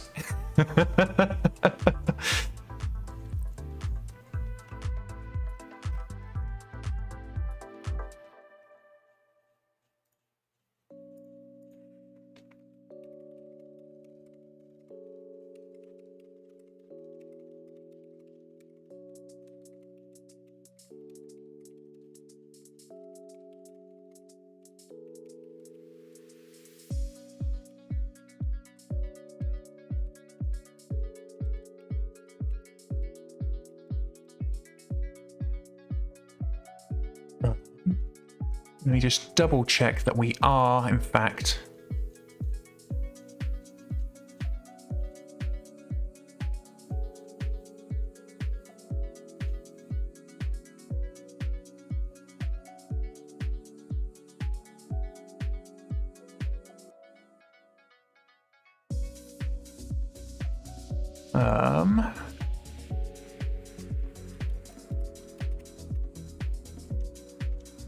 Okay.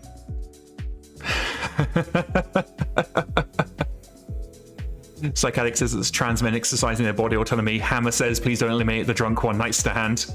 It's a feature, it's a feature.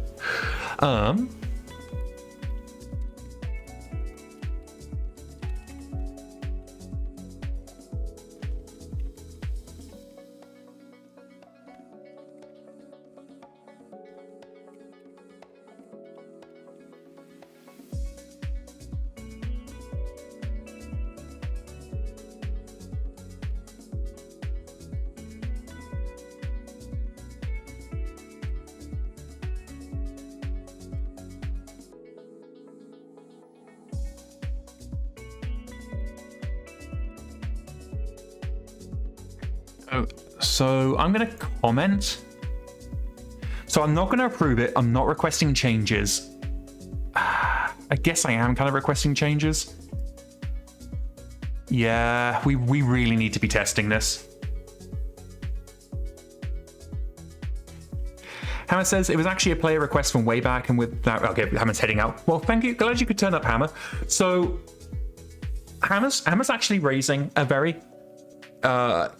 interesting point. That's not interesting points, but a point that is of interest to me. So, as you are all pretty much aware, I am a trans woman. I might sound like a dude, I might look like a dude, but that's just because I'm really, really early in my trans journey. Eventually, I will not look like a dude. I won't even sound like a dude. It'll be great. Until then, well, we deal with what we can. But we have had, off and on over the years, requests to have trans characters in MekHQ. And I fully, obviously, understand that desire. Okay, so obviously me, being a trans woman, understand the desire to have trans people in MekHQ. If anybody was going to implement it, it would be me. There is a reason why I haven't done it yet. And that mostly comes down to not really having a good idea of how to implement it respectfully. Because if we just add a random chance, you know, one in whatever, a character, I don't want to say decides they're trans, but the character is trans. And at some point in their character journey, they change gender. Okay, but that's fine. That's fine. We'd have to make sure that it's not happening to everybody, but that would be a fine implementation. But then you have the issue of portraits. How do you then handle a character suddenly not having a portrait that matches their gender? Then you have to factor in, okay, well, if we change the portrait, that's easy. We can just change the portrait. What happens? Because we don't have a way to filter. So what happens if a black character changes their gender and suddenly becomes a white character? Do you see where I'm going? And what begins as a fairly understandable and reasonable request suddenly and very quickly devolves into a mess. Just straight up a mess. Now, King Miles says trans characters are already partially implemented. Yeah, so this has been my counter argument to people when people have been requesting that we systemize, and that's really what people have requested, that we systemize a character becoming trans. We implement a system for that to happen. And my counter argument for it is this: if you want to say that a character is trans, it is as simple as right-clicking on them, going edit person, and changing their gender. We already have the tools to do that. If you want to go the extra mile, you can give them quote-unquote cosmetic surgery on the chest and face. We've got that in the game. If you really need a systematic way to tell if someone's trans, here's a spoiler for you. Those character quirks that some personalities get a little quirky, you know, oh, this person refuses to wear pants. There are some trans ones in there. They're not obvious, but they're there. There's I think there's 5 that I added that if you read it and kind of think what it means, or if you yourself are trans and are going through some of the things that it describes in the quirk, you can go, oh, no, that character is a trans character. But here's the thing, that is up to the player to interpret. And unless I have more tools to handle it in what I consider to be an appropriate manner, adding a system to determine if a character is a trans character or not is just such a thorny topic. Psychotic says, could you point me to one that's transcoded? Yeah, give me a second. I will need to remember myself, but bear with me a second, I should be able to hunt it down. Radar says they think people just want it done for them. I get that. We do everything else. And if I could come up with a way that I would handle it appropriately and respectfully, then yeah, no, I'd already done it, honestly. I can send posts. No, they're not secret. I can hunt them down. If I can hunt them down before the end of stream, I'll read them out. But let me. Where are personality quirks? Here's the thing: I have to remember where the personality quirks are. There they are.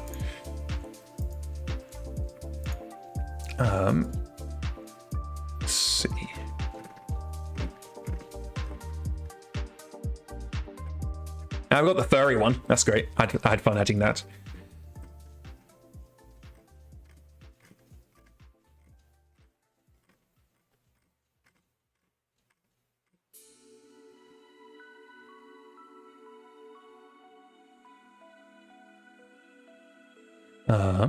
Bear with me.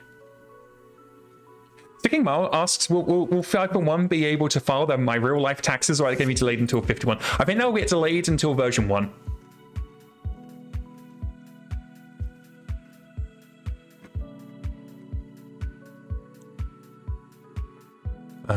Can I find it? Potentially not. It's in here somewhere. I may not be able to dig it out before I... Oh, body discomfort. Body discomfort's the main one. And incorrect pronouns, and we have a couple others. But for example, if I read out the description for body discomfort, let's find one that's interesting.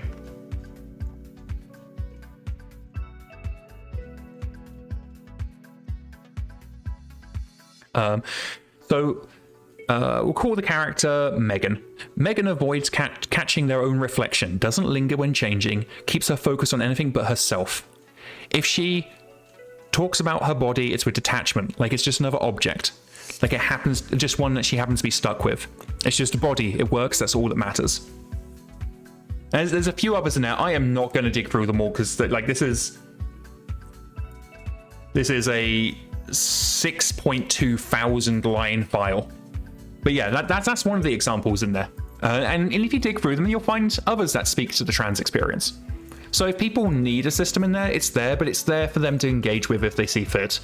But yeah, adding a chance for a character to be trans like we do for gay and bisexual characters is something I'm open to, but it's not something I'm open to until I can either come up with or be presented with a system that feels respectful to the trans members in our community, which also includes myself.